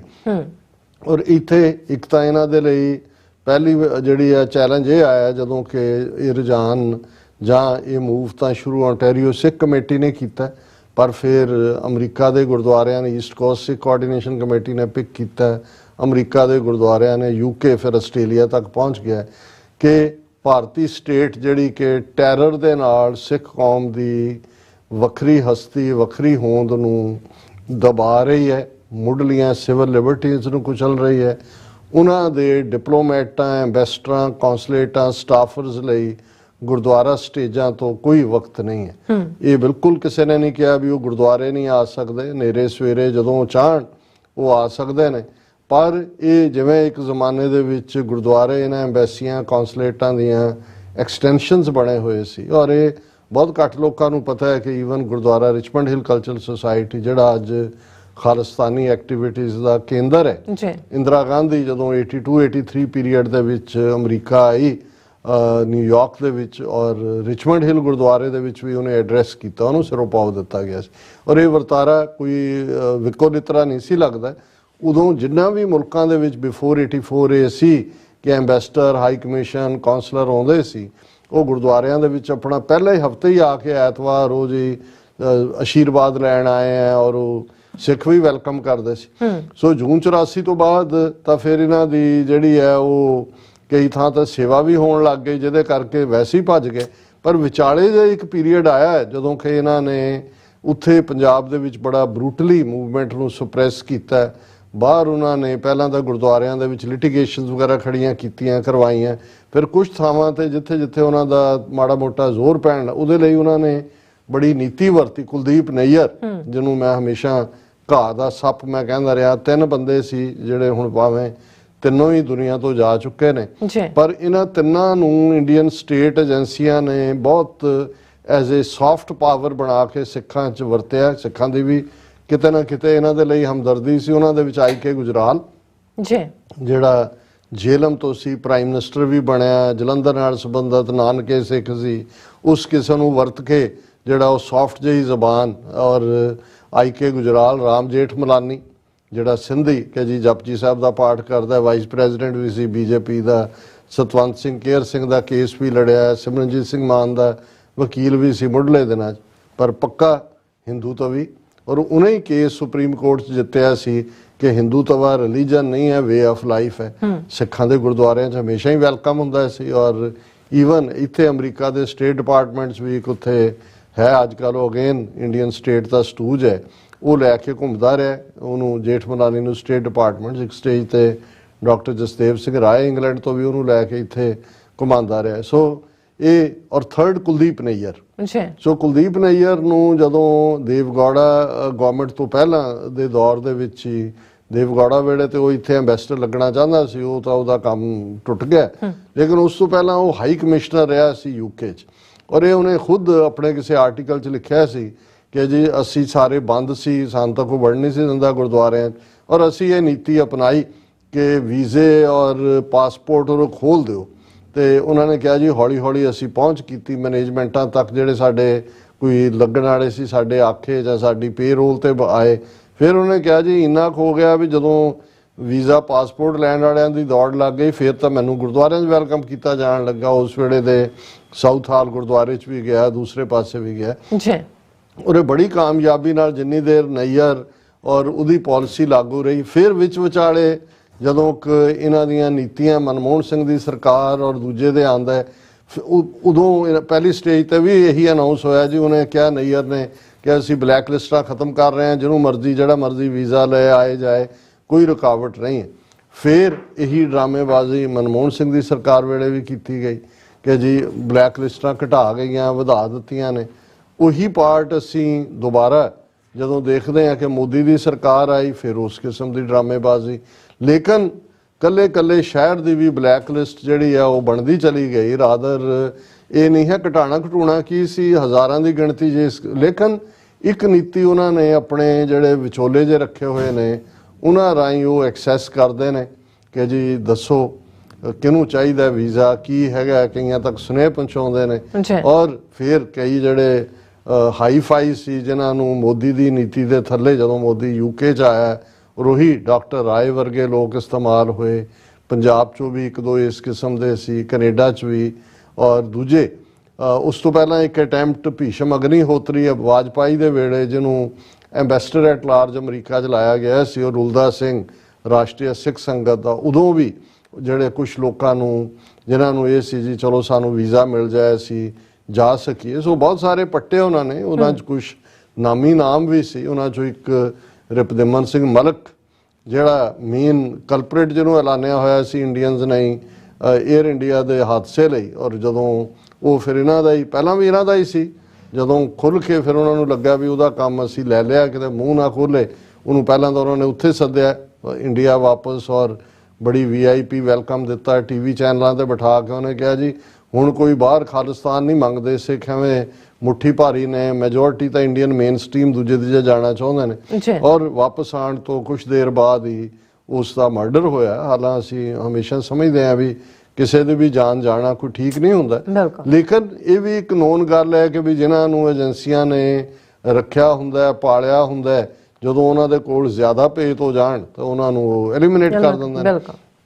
ਹੁਣ ਉਸ ਸਾਰੇ ਤੋਂ ਬਾਅਦ ਕਿਉਂਕਿ ਉਹ ਵੀ ਸੌਦਾ ਜਿਹੜਾ ਬਲੈਕ ਲਿਸਟਾਂ ਖਤਮ ਕਰਨ ਦੇ ਨਾਂ ਥੱਲੇ ਵਿੱਚੋਂ ਵਿੱਚ ਵੜਨ ਦੀ ਇਹਨਾਂ ਦੀ ਲਾਈਨ ਸੀ, ਉਹ ਬਹੁਤਾ ਵਿਕਿਆ ਨਹੀਂ, ਔਰ ਇਹਨਾਂ ਦਾ ਜ਼ੋਰ ਨੇ ਰਾਦਰ ਬਾਹਰਲੇ ਸਿੱਖਾਂ ਦੀ ਲੌਬੀ ਨੇ ਨਵੰਬਰ 84 ਨੂੰ ਸਿੱਖ ਨਸਲਕੁਸ਼ੀ ਐਲਾਨਣ ਦੇ ਮਤੇ ਕਿੰਨੀਆਂ ਸਟੇਟਾਂ 'ਚ ਹੁਣ ਪਾਸ ਹੋ ਗਏ, ਖਾਲਸਾ ਸਾਜਨਾ ਦਿਵਸ ਦੀ ਰੈਕਗਨੀਸ਼ਨ, ਨੈਸ਼ਨਲ ਸਿੱਖ ਡੇ ਪੈਰੇਡ ਨੂੰ ਜਿਹੜੀ ਹੈ ਵਾਸ਼ਿੰਗਟਨ DC ਦੇ ਵਿੱਚ ਬਾਈ ਪਾਰਟੀਸਨ 14 ਅਪ੍ਰੈਲ ਨੂੰ ਨੈਸ਼ਨਲ ਸਿੱਖ ਡੇ ਮੰਨਣ ਦੀ ਲਾਈਨ, ਕੈਨੇਡਾ, ਔਰ ਨਾਲ ਦੀ ਨਾਲ ਅਸੀਂ ਆਸਟ੍ਰੇਲੀਆ ਦੇ ਵਿੱਚ ਦੇਖਦੇ ਹਾਂ ਕਿਸਾਨ ਮੂਵਮੈਂਟ ਦਾ ਅਸੀਂ ਅਕਸਰ ਜ਼ਿਕਰ ਕਰਦੇ ਕਿ 13 ਮਹੀਨੇ ਦੀ ਉਹ ਸਕਸੈਸ ਜਦੋਂ ਕਿ ਡਾਇਸਪੋਰਾ ਸਿੱਖ ਡਟ ਕੇ ਆਪਣੇ ਪੰਜਾਬ ਦੇ ਸਿੱਖ ਕਿਸਾਨਾਂ ਦੇ ਨਾਲ ਖਲੋਤੇ, ਔਰ ਉਸ ਤੋਂ ਬਾਅਦ ਫਿਰ ਖਾਲਿਸਤਾਨ ਰੈਫਰੈਂਡਮ। ਇਹ ਬਹੁਤ ਇੰਪੋਰਟੈਂਟ ਹੈ ਸਮਝਣਾ ਕਿ ਭਾਰਤੀ ਸਟੇਟ ਦਾ ਇਹ ਜਿਹੜਾ ਸਾਰੇ ਪ੍ਰੋਪੇਗੈਂਡਾ ਸੀ ਜੀ, ਇਹ ਤਾਂ ਐਵੇਂ ਮੁੱਠੀ ਭਰ ਨੇ ਟੁੱਟਿਆ ਜਦੋਂ ਲੰਡਨ ਦੇ ਵਿੱਚ, ਕੈਨੇਡਾ ਦੇ ਵਿੱਚ, ਫਰਾਂਸ ਦੇ ਵਿੱਚ, ਇਟਲੀ ਦੇ ਵਿੱਚ, ਹੁਣ ਆਸਟ੍ਰੇਲੀਆ, ਮੈਲਬਰਨ, ਬ੍ਰਿਸਬੇਨ ਔਰ 4 ਜੂਨ ਤੋਂ ਸਿਡਨੀ 'ਚ ਰੈਫਰੈਂਡਮ ਹੋਣ ਜਾ ਰਿਹਾ। ਸੋ ਇਸ ਸਾਰੇ ਤੋਂ ਬਾਅਦ ਹੁਣ ਮੈਂ ਵੀ ਇਹ ਸੋਚਦਾ ਸੀ ਕਿ ਵੀ ਕੁਛ ਨਾ ਕੁਛ ਤਾਂ ਅਟੈਂਪਟ ਕਰ ਰਹੇ ਨੇ, ਕੁਛ ਨਾ ਕੁਛ ਖਬਰਾਂ ਸਾਨੂੰ ਕੈਨੇਡਾ ਦੇ ਹਵਾਲੇ ਨਾਲ ਮਿਲਦੀਆਂ ਨੇ, ਆਸਟ੍ਰੇਲੀਆ ਦੇ ਹਵਾਲੇ ਨਾਲ ਮਿਲਦੀਆਂ ਨੇ ਕਿ ਕਿਵੇਂ ਗੁਰਦੁਆਰਾ ਕਮੇਟੀਆਂ ਦੇ ਉੱਤੇ ਕਿਵੇਂ ਪੱਟੂ ਪਾ ਰਹੇ ਨੇ, ਜਿਹੜੇ ਵੱਡੇ ਵੱਡੇ ਕਮੇਟੀਆਂ ਵਾਲੇ ਜਿਨ੍ਹਾਂ ਦੇ ਕਾਰੋਬਾਰ ਪਿੱਛੇ ਵੀ ਨੇ, ਔਰ ਉਹ ਕੋਈ ਕਾਰੋਬਾਰੀ ਐਸਾ ਹੁੰਦਾ ਹੀ ਨਹੀਂ ਇੰਡੀਅਨ ਜਿਹੜਾ ਹੇਰਾਫੇਰੀ ਨਾ ਕਰਦਾ ਹੋਏ, ਉਹਨਾਂ ਨੂੰ ਵੀ ਕਿਤੇ ਨਾ ਕਿਤੇ ਉਹ ਐਜ਼ ਏ ਪ੍ਰੈਸ਼ਰ ਯੂਜ਼ ਕਰਦੇ ਨੇ। ਪਰ ਅਲਟੀਮੇਟਲੀ ਪ੍ਰਬੰਧਕਾਂ ਨੇ ਵੀ ਸੰਗਤ ਨੂੰ ਤਾਂ ਫੇਸ ਕਰਨਾ ਹੁੰਦਾ ਹੈ, ਔਰ ਇਸ ਲਈ ਇਹ ਤਾਂ ਨਹੀਂ ਹੈ ਹਨੇਰੇ ਸਵੇਰੇ ਲਿਆ ਕੇ ਕਿਸੇ ਦੇ ਗਲ 'ਚ ਪਟਾ ਪਾ ਦਿਓ ਤੇ ਉਹਨੂੰ ਬਾਅਦ 'ਚ ਕਹਿ ਦਿਓ ਕਿ ਸਿਰੋਂ ਪਾਓ ਦਿੱਤਾ, ਉਹ ਤਾਂ ਚੱਲ ਜਾਂਦਾ। ਲੇਕਿਨ ਇਹਨਾਂ ਦੀ ਇਹ ਹਿੰਮਤ ਨਹੀਂ ਹੈ ਉਹਨਾਂ 'ਚ ਵੀ ਜਿੱਥੇ ਕਿ ਇਹਨਾਂ ਦੇ ਏਜੰਟ ਇਹਨਾਂ ਨੇ ਜਿਹੜੀ ਆ ਆਪਣੇ ਵਾੜਨ ਦੀ ਕੋਸ਼ਿਸ਼ ਕੀਤੀ ਹੈ ਕਿ ਖੁੱਲੇ ਦੀਵਾਨਾਂ ਦੇ ਵਿੱਚੋਂ ਲੈ ਕੇ ਆਉਣ। ਉਦੋਂ ਫਿਰ ਜਿਹੜਾ ਮਰਜੀ ਸਿੰਘ ਉੱਠ ਕੇ ਜਿਹਨੇ ਵੀ ਜੋ ਵੀ ਖਾਲਸਾਈ ਰਵਾਇਤਾਂ ਮੁਤਾਬਕ ਉਹਨੂੰ ਸੁਝਿਆ, ਉਹਨੂੰ ਅਕਾਲ ਪੁਰਖ ਦਾ ਹੁਕਮ ਚਾਹੀਦਾ, ਉਹਨੇ ਕਿਹੜਾ ਕਿਸੇ ਤੋਂ ਦਸਤਖਤ ਕਰਵਾਉਣੇ ਨੇ, ਇਸ ਲਈ ਇਹ ਡਰਦੇ ਨੇ। ਪਰ ਹੁਣ ਜਿਹੜਾ ਮੂਵ ਅਸੀਂ ਦੇਖ ਰਹੇ ਹਾਂ ਕਿ ਵੀ ਕਿਵੇਂ ਵਿੱਚ ਵੜਨ ਦੀ ਕੋਸ਼ਿਸ਼ ਹੈ, ਔਰ ਇਹ ਜਿਹਨੂੰ ਤੁਸੀਂ ਕਹੋ ਵੀ ਇੱਕ ਸੌਫਟ ਟਾਰਗੇਟ ਇਹਨਾਂ ਨੇ ਬਣਾਇਆ, ਸੌਫਟ ਤਰੀਕੇ ਨਾਲ, ਮਿਲਾਇਨ ਤਰੀਕਾ ਨਹੀਂ ਹੈ। ਜਦੋਂ ਤੁਹਾਨੂੰ ਪਤਾ ਲੱਗ ਜਾਏ ਕਿ ਜੀ ਇੱਥੇ ਇਹ ਹੋ ਰਿਹਾ, ਐਮਬੈਸੀ ਜਾਂ ਕੌਂਸੂਲੇਟ ਇਨਵੋਲਵ ਹੋਣ ਤੇ ਤੁਸੀਂ ਇੱਕਦਮ ਜਿਹੜਾ ਉਹ ਪੱਬਾਂ ਪਾਰ ਹੋ ਜਾਂਦੇ ਨੇ ਜਿਹੜੇ ਐਕਟਿਵਿਸਟ ਨੇ ਵੀ ਇਹ ਤਾਂ ਨਹੀਂ ਹੋਣ ਦੇਣਾ। ਸਾਰਾਗੜੀ, ਹੁਣ ਸਾਰਾਗੜੀ ਦੀ ਜੰਗ ਦਾ ਜ਼ਿਕਰ ਅਸੀਂ ਅਕਸਰ ਜਦੋਂ ਇਹਨਾਂ ਨੇ ਅਕਸ਼ੇ ਕੁਮਾਰ ਰਾਹੀਂ ਕੇਸਰੀ ਫਿਲਮ ਜਿਹਨੇ 100 ਕਰੋੜ ਤੋਂ ਜ਼ਿਆਦਾ ਦੀ ਬਿਜ਼ਨਸ ਕੀਤੀ, ਫਿਰ ਇੱਕ ਸੀਰੀਅਲ ਵੀ ਹੋਇਆ ਕਿ ਵੀ ਇਹ ਕੇਸਰੀ ਰੱਖ ਕੇ ਨਾ, ਔਰ ਦੂਸਰਾ ਇਹਨੂੰ ਕਿਵੇਂ ਹਿੰਦੂ ਤਵੀ ਆਪਣੇ ਖਾਤੇ 'ਚ ਪਾ ਰਹੇ ਨੇ। ਔਰ 12 ਸਤੰਬਰ 1897 ਨੂੰ ਜਿਹੜੀ ਇਹ ਜੰਗ ਹੁੰਦੀ ਹੈ, ਆਫ ਕੋਰਸ ਜਿਹੜੇ 21 ਸਿੱਖ ਸਨ ਜਿਨ੍ਹਾਂ ਦਾ ਸੰਬੰਧ 36th ਸਿੱਖ ਰੈਜੀਮੈਂਟਲ ਸਿੱਖ ਰੈਜੀਮੈਂਟ ਦੇ ਨਾਲ ਸੀ, ਉਹ ਬਹਾਦਰੀ ਨਾਲ ਲੜੇ, ਇਹਦੇ 'ਚ ਕੋਈ ਸ਼ੱਕ ਨਹੀਂ ਹੈ। ਉਸ ਜ਼ਮਾਨੇ 'ਚ ਜਿਹੜਾ ਆਰਡਰ ਆਫ ਮੈਰਿਟ ਸੀ ਉਹ ਉਹਨਾਂ ਨੂੰ ਦਿੱਤਾ ਗਿਆ, ਉਦੋਂ ਵੀ ਵਿਕਟੋਰੀਆ ਕ੍ਰਾਸ ਦਾ ਦਿੰਦਾ ਨਹੀਂ ਸੀ ਕਿਸੇ ਦੇਸੀ ਨੂੰ, ਔਰ ਇਹਦੇ 'ਚ ਵੀ ਕੋਈ ਸ਼ੱਕ ਨਹੀਂ ਹੈ ਕਿ ਉਹਨਾਂ ਦੀ ਸਾਰਾਗੜੀ ਦੀ ਉਸ ਕਹਾਣੀ ਨੂੰ, ਔਰ ਮੈਂ ਉਹਦੀ ਡੀਟੇਲ 'ਚ ਨਹੀਂ ਜਾਵਾਂਗਾ ਕਿ ਕਿਵੇਂ ਉਹ ਤਾਂ ਇੱਕ ਸਿਗਨਲ ਪੋਸਟ ਸੀ ਜਿਹੜੀ ਕਿ ਦੋ ਵੱਡੇ ਕਿਲੇ ਲਾਕਹਾਰਟ ਔਰ ਗੁਲਿਸਤਾਨ ਜਿਹੜੇ ਡਿਸਟੈਂਸ ਤੇ ਸੀ ਉਹਨਾਂ ਦੇ ਨਾਲ ਲਿੰਕਡ, ਔਰ ਉਹੀ ਏਰੀਆ ਜਿਹੜਾ ਖੈਬਰ ਪਖਤੂਨਖਵਾ ਜਿਹਨੂੰ ਅਸੀਂ ਅੱਜ ਕਹਿੰਦੇ ਹਾਂ, ਬ੍ਰਿਟਿਸ਼ ਪੀਰੀਅਡ 'ਚ ਇਹਨੂੰ ਜਿਹੜਾ ਨਾਰਥ ਵੈਸਟ ਫਰੰਟੀਅਰ ਪ੍ਰੋਵਿੰਸ ਕਹਿੰਦੇ ਸੀ, ਔਰ ਜਿਹੜੇ ਰਿਵੋਲਟ ਕਰਨ ਵਾਲੇ ਸੀ ਉਹੀ ਬਹਾਦਰ ਕਬੀਲੇ ਉੱਥੋਂ ਦੇ ਅਫਰੀਦੀ ਔਰ ਔਰਕਜ਼ਾਈ ਜਿਨ੍ਹਾਂ ਨੇ ਅਲਟੀਮੇਟਲੀ ਸੋਵੀਅਤ ਯੂਨੀਅਨ ਨੂੰ ਵੀ ਹਰਾਇਆ, ਔਰ ਜਿਨ੍ਹਾਂ ਨੇ ਇਹਨਾਂ ਨੂੰ ਨੈਟੋ ਔਰ ਅਮਰੀਕਾ ਨੂੰ ਵੀ ਉੱਥੋਂ ਭੱਜਣ ਤੇ ਮਜਬੂਰ ਕੀਤਾ। ਸੋ ਉਹਦੀ ਕਹਾਣੀ ਤਾਂ ਬੜੀ ਪਪੂਲਰ ਹੈ ਕਿ 21 ਸਿੱਖ ਸਨ, ਉਹਨਾਂ ਦਾ ਇੱਕ ਲਾਂਗਰੀ ਜਿਹੜਾ ਉਹ ਮੁਸਲਮਾਨ ਸੱਜਣ ਸੀ, ਲੇਕਿਨ 10,000 ਦੇ ਕਰੀਬ ਜਿਹੜਾ ਅਫਰੀਦੀ ਔਰ ਔਰਕਜ਼ਾਈ ਕਬੀਲਿਆਂ ਦੇ ਲੋਕ ਸੀ ਉਹਨਾਂ ਨੇ ਆ ਕੇ ਹਮਲਾ ਕੀਤਾ। ਪਹਿਲਾਂ ਉਹਨਾਂ ਦਾ 3 ਸਤੰਬਰ ਨੂੰ ਸੀ ਜਿਹੜਾ ਰਿਪਲਸ ਹੋਇਆ, ਉਦੋਂ ਥੋੜੇ ਸੀ, ਫਿਰ 9 ਸਤੰਬਰ ਨੂੰ ਸੀ, ਫਿਰ 12 ਸਤੰਬਰ ਨੂੰ ਜਿਹੜਾ ਉਹਨਾਂ ਨੇ ਫੁੱਲ ਸਕੇਲ ਘੇਰਿਆ, ਔਰ ਕਿਵੇਂ ਕੱਲਾ ਕੱਲਾ ਉਸ ਕਮਾਂਡ ਹਵਾਲਦਾਰ ਈਸ਼ਰ ਸਿੰਘ ਕੱਲਾ ਕੱਲਾ ਜਿਹੜਾ ਅਖੀਰ ਤੱਕ, ਕਿਉਂਕਿ ਇਹ ਇੱਕ ਐਸੀ ਜੰਗ ਹੈ ਜਿਸ ਦਾ ਅਕਾਊਂਟ ਵੀ ਨੋਨ ਹੈ, ਕਿਉਂਕਿ ਸਿਗਨਲ ਪੋਸਟ ਹੋਣ ਕਰਕੇ ਜੋ ਕੁਝ ਵਾਪਰ ਰਿਹਾ ਸੀ ਉਸ ਦੀ ਖਬਰ ਪਿੱਛੇ ਜਿਹੜੀ ਹੈ ਉਹਨਾਂ ਨੂੰ ਮਿਲ ਰਹੀ ਸੀ, ਜਦੋਂ ਤੱਕ 2 ਦਿਨ ਬਾਅਦ ਫਿਰ ਬ੍ਰਿਟਿਸ਼ ਕੰਟੀਨਜੈਂਟ ਨੇ ਆ ਕੇ ਉਸ ਨੂੰ ਦੁਬਾਰਾ ਫਤਹ ਕੀਤਾ। ਲੇਕਿਨ ਇਹ ਇੱਕ ਹਿਸਟੋਰੀਕਲ ਕਹਾਣੀ ਹੈ ਕਿ ਭਾਈ ਜਿਹੜੀ ਦੁਨੀਆ ਦੇ ਈਵਨ ਯੂਨੈਸਕੋ ਵੱਲੋਂ ਜਿਹੜੀਆਂ 8 ਐਪਿਕ ਬੈਟਲਸ ਦੁਨੀਆ ਦੀਆਂ ਬਿਆਨੀਆਂ ਜਾਂਦੀਆਂ ਨੇ, ਉਹਨਾਂ 'ਚ ਇੱਕ ਸਾਰਾਗੜੀ ਦੀ ਜੰਗ ਹੈ, ਔਰ ਸਾਡਾ ਅਸੀਂ ਸਮਝਦੇ ਹਾਂ ਕਿ ਭਾਈ ਉਹ ਇੱਕ ਬਹਾਦਰੀ ਦਾ ਐਕਟ ਸੀ। ਹੁਣ ਜਿੱਥੋਂ ਸਾਡਾ ਆਬਜੈਕਸ਼ਨ ਸ਼ੁਰੂ ਹੁੰਦਾ, ਪਹਿਲੀ ਗੱਲ ਦੇਖਣ ਵਾਲੀ ਹੈ ਕਿ ਵੀ ਉਹ ਜਿਹੜੇ 21 ਸਿੱਖ ਜਿਹੜੇ ਕਿ 36 ਸਿੱਖ ਰੈਜੀਮੈਂਟਲ ਰੈਜੀਮੈਂਟ ਨਾਲ ਸੰਬੰਧ ਰੱਖਦੇ ਸੀ, ਉਹ ਨਾ ਤਾਂ ਸਿੱਖ ਰਾਜ ਲਈ ਲੜ ਰਹੇ ਸੀ, ਨਾ ਹੀ ਉਹ ਉਹਨਾਂ ਦੀ ਧਾਰਮਿਕ ਲੜਾਈ ਸੀ। ਦੇਖੋ, ਜਦੋਂ ਅਸੀਂ ਸ਼ਹੀਦ ਦੇ ਰੁਤਬੇ ਦੀ ਗੱਲ ਕਰਦੇ ਹਾਂ, ਹਾਲਾਂਕਿ ਮੈਂ ਇਸ ਬਹਿਸ ਦੇ ਵਿੱਚ ਜਾਣਾ ਨਹੀਂ ਸੀ ਚਾਹੁੰਦਾ, ਜੇ ਮੈਨੂੰ ਇਹ ਨਾ ਅੱਜ ਖਬਰ ਹੁੰਦੀ ਕਿ ਭਾਈ ਕਿਸ ਅੰਦਾਜ਼ ਦੇ ਵਿੱਚ ਹੁਣ ਸਾਰਾਗੜੀ ਦੇ ਇਹਨਾਂ 21 ਬਹਾਦਰ ਯੋਧਿਆਂ ਦੀ ਕਹਾਣੀ ਨੂੰ ਵਰਤ ਕੇ ਇੰਡੀਅਨ ਕੌਂਸਲ ਜਨਰਲ ਔਰ ਇੰਡੀਅਨ ਏਜੰਸੀਆਂ ਸਿੱਖਾਂ ਦੇ ਵਿੱਚ ਘੁਸਪੈਠ ਕਰਨ ਦੀ ਕੋਸ਼ਿਸ਼ ਕਰ ਰਹੀਆਂ ਨੇ। ਪਰ ਇਸ ਤੋਂ ਪਹਿਲਾਂ ਕਿ ਮੈਂ ਇਹ ਕਹਾਂ ਕਿ ਭਾਈ ਅਸੀਂ ਇਸ ਸਾਰੀ ਲਾਈਨ ਦਾ ਦੇ ਨੂੰ ਕਿਉਂ ਜਿਹੜਾ ਇੱਕ ਵੱਡਾ ਖਤਰਾ ਸਮਝਦੇ ਆ। ਮੈਂ ਇਹ ਖਬਰ ਸ਼ੇਅਰ ਕਰ ਲਾਂ ਔਰ ਇਹ ਖਬਰ ਦਰਸ਼ਕ ਸਕਰੀਨ ਦੇ ਉੱਤੇ ਇਸ ਜਿਹੜਾ ਇੰਡੀਅਨ ਕੌਂਸਲ ਜਨਰਲ ਵੱਲੋਂ ਪੋਸਟਰ ਜਾਰੀ ਕੀਤਾ ਗਿਆ ਉਹ ਵੀ ਦੇਖ ਸਕਦੇ ਨੇ। ਉਸ ਦੇ ਉੱਤੇ ਜਿਹੜਾ ਸਾਰਾਗੜੀ ਫਾਊਂਡੇਸ਼ਨ ਦਾ ਲੋਗੋ ਹੈ, ਜਿਸ ਸਾਰਾਗੜੀ ਫਾਊਂਡੇਸ਼ਨ ਨੂੰ ਡਾਕਟਰ ਗੁਰਿੰਦਰਪਾਲ ਸਿੰਘ ਜੋਸਨ ਇਹ ਹੈਡ ਕਰਦੇ ਨੇ। ਇਸ ਦੇ ਉੱਤੇ ਅਸ਼ੋਕ ਦੀ ਸਟੈਂਪ ਹੈ, ਇੰਡੀਅਨ ਗਵਰਨਮੈਂਟ ਦਾ ਆਫੀਸ਼ੀਅਲ ਜ਼ਾਰ ਹੈ ਸਾਰਾਗੜੀ। ਔਰ ਸਾਰਾਗੜੀ ਜਿਹੜੀ ਹੈ ਫਾਊਂਡੇਸ਼ਨ ਦੇ ਨਾਂ ਥੱਲੇ ਇਹ ਜਿਹੜਾ ਇੱਕ ਫੰਕਸ਼ਨ ਇੰਡੀਅਨ ਕੌਂਸਲੇਟ ਜਨਰਲ ਦੇ ਆਫਿਸ ਦੇ ਵਿੱਚ ਇੰਡੀਅਨ ਕੌਂਸਲ ਜਨਰਲ ਆਰਗੇਨਾਈਜ਼ ਕੀਤਾ ਜਾ ਰਿਹਾ ਹੈ। ਔਰ ਇਹ 23 ਮਈ ਨੂੰ ਯਾਨੀ ਕਿ ਆਉਂਦੇ ਮੰਗਲਵਾਰ ਸ਼ਾਮ ਨੂੰ 4 ਵਜੇ ਜਿਹੜਾ ਉਹ ਇੰਡੀਅਨ ਕੌਂਸਲੇਟ 'ਚ ਫੰਕਸ਼ਨ ਰੱਖਿਆ ਹੋਇਆ ਹੈ। ਔਰ ਇਸ ਦੀ ਐਡਵਰਟਾਈਜ਼ਮੈਂਟ ਦੇ ਵਿੱਚ ਬੜਾ ਕਲੀਅਰ ਹੈ, consulate general of India New York in conjunction with Saragarhi foundation. ਹੁਣ ਇਹੀ ਸਾਰਾਗੜੀ ਫਾਊਂਡੇਸ਼ਨ ਨੂੰ ਡਾਕਟਰ ਗੁਰਿੰਦਰਪਾਲ ਸਿੰਘ ਜੋਸਨ ਜਿਨ੍ਹਾਂ ਦੀ ਕਿਤਾਬ ਰਿਲੀਜ਼ ਕਰਨ ਦੇ ਬਹਾਨੇ ਨਾਲ ਇੱਕ ਘੁਸਪੈਠ ਦੀ ਲਾਈਨ ਹੈ ਉਹ ਨੇ ਇਸ ਦੇ ਸਿੱਖਸ ਇਨ ਅਮਰੀਕਾ। ਇਹ ਉਹ RSS ਪੱਖੀ ਸਿੱਖਾਂ ਦਾ ਜਿਨ੍ਹਾਂ 'ਚ ਜੈਸੀ ਸਿੰਘ ਔਰ ਦੂਜੇ ਟਾਊਟ ਕਿਸਮ ਦੇ ਜਿਹੜੇ ਸਾਰੇ ਨੇ RSS ਦੇ ਇਹਨਾਂ ਦੀ ਆਰਗੇਨਾਈਜੇਸ਼ਨ ਨਹੀਂ, ਸਿੱਖ ਸੰਗਤ ਆਫ ਅਮਰੀਕਾ ਵੀ ਸੀ। ਹੁਣ ਸਿੱਖਸ ਇਨ ਅਮਰੀਕਾ ਉਹ ਹੈ to in commemoration of 125th 126th glorious epic battle of Saragarhi. ਹੁਣ ਇਹ ਗੁਰਿੰਦਰਪਾਲ ਸਿੰਘ ਜੋਸ਼ਨ ਨੇ ਜਿਹੜੀ ਆ ਕੋਈ ਕਿਤਾਬ ਲਿਖੀ ਹੈ, ਕਾਫੀ ਟੇਬਲ ਬੁੱਕ ਹੈ ਬੈਟਲ ਆਫ ਸਾਰਾਗੜੀ, ਉਹਨੂੰ ਰਿਲੀਜ਼ ਕਰਨ ਦੇ ਨਾਂ ਥੱਲੇ ਜਿਹੜਾ ਇਹ ਫੰਕਸ਼ਨ ਰੱਖਿਆ ਗਿਆ ਔਰ ਇਹਨੂੰ ਮਿਸ਼ਨ ਸਾਰਾਗੜੀ ਦਾ ਨਾਂ ਦਿੱਤਾ ਗਿਆ। ਔਰ ਇਸ ਦੇ ਥੱਲੇ ਫਿਰ ਇਸ ਦੇ ਵਿੱਚ ਜਿਹੜਾ ਚੀਫ ਗੈਸਟ ਹੋਏਗਾ general JJ Singh, retired general, Sikh face, Saragarhi foundation Sikh face, ਨਾਲ ਅਮਰੀਕਨ ਆਰਮੀ ਦੇ ਬ੍ਰਿਗੇਡੀਅਰ UK ਆਰਮੀ ਦੇ ਬ੍ਰਿਗੇਡੀਅਰ ਜੌਨ ਕੈਂਡਲ ਹੋਣਗੇ ਕਿਉਂਕਿ ਉਹਨਾਂ ਦੇ ਲਈ ਇਹ ਜੰਗ ਲੜੀ ਗਈ ਸੀ। ਕੌਂਸਲ ਜਨਰਲ ਰਣਧੀਰ ਜੈਸਵਾਲ ਹੈ ਤੇ ਸਾਰਾਗੜੀ ਫਾਊਂਡੇਸ਼ਨ ਦੇ ਡਾਕਟਰ ਗੁਰਿੰਦਰਪਾਲ ਸਿੰਘ ਜੋਸਨ, ਇਹਨਾਂ ਚਾਰਾਂ ਦੀ ਪਿਕਚਰ। ਹੁਣ ਦੇਖਣ ਵਾਲੀ ਗੱਲ ਇਹ ਹੈ ਕਿ ਵੀ ਇਹ ਜਿਹੜਾ ਸਾਰਾ ਤੌਰ ਤਰੀਕਾ ਹੈ ਇਸ ਦੇ ਉੱਤੇ ਬਿਲਕੁਲ ਠੀਕ ਈਸਟ ਕੋਸਟ ਸਿੱਖ ਕੋਆਰਡੀਨੇਸ਼ਨ ਕਮੇਟੀ ਦੇ ਵੀ ਇਸ ਦੇ ਉੱਤੇ ਇਤਰਾਜ਼ ਹੈ। ਅਸੀਂ ਵੀ ਇਸ ਦੇ ਉੱਤੇ ਵੇਰਵੇ ਨਾਲ ਗੱਲ ਕਰਾਂਗੇ। ਔਰ ਪਹਿਲੀ ਗੱਲ ਤਾਂ ਕਾਲ ਇਹੀ ਹੈ ਕਿ ਇਹ ਸਿੱਖਾਂ ਨੇ ਇਸ ਦਾ ਬਾਈਕਾਟ ਕਰਨਾ ਹੈ ਬਿਲਕੁਲ, ਕਿਉਂਕਿ ਇੰਡੀਅਨ ਕੌਂਸਲੇਟ ਜਨਰਲ ਹੀ ਹੈ ਜਿਹੜਾ ਸਿੱਖਾਂ ਨੂੰ ਡੀਫੇਮ ਕਰਨ ਤੇ ਲੱਗੇ ਹੋਏ ਨੇ। ਲੱਖਾਂ ਡਾਲਰ ਇਹ ਖਰਚ ਕਰ ਰਹੇ ਨੇ ਬਾਹਰ।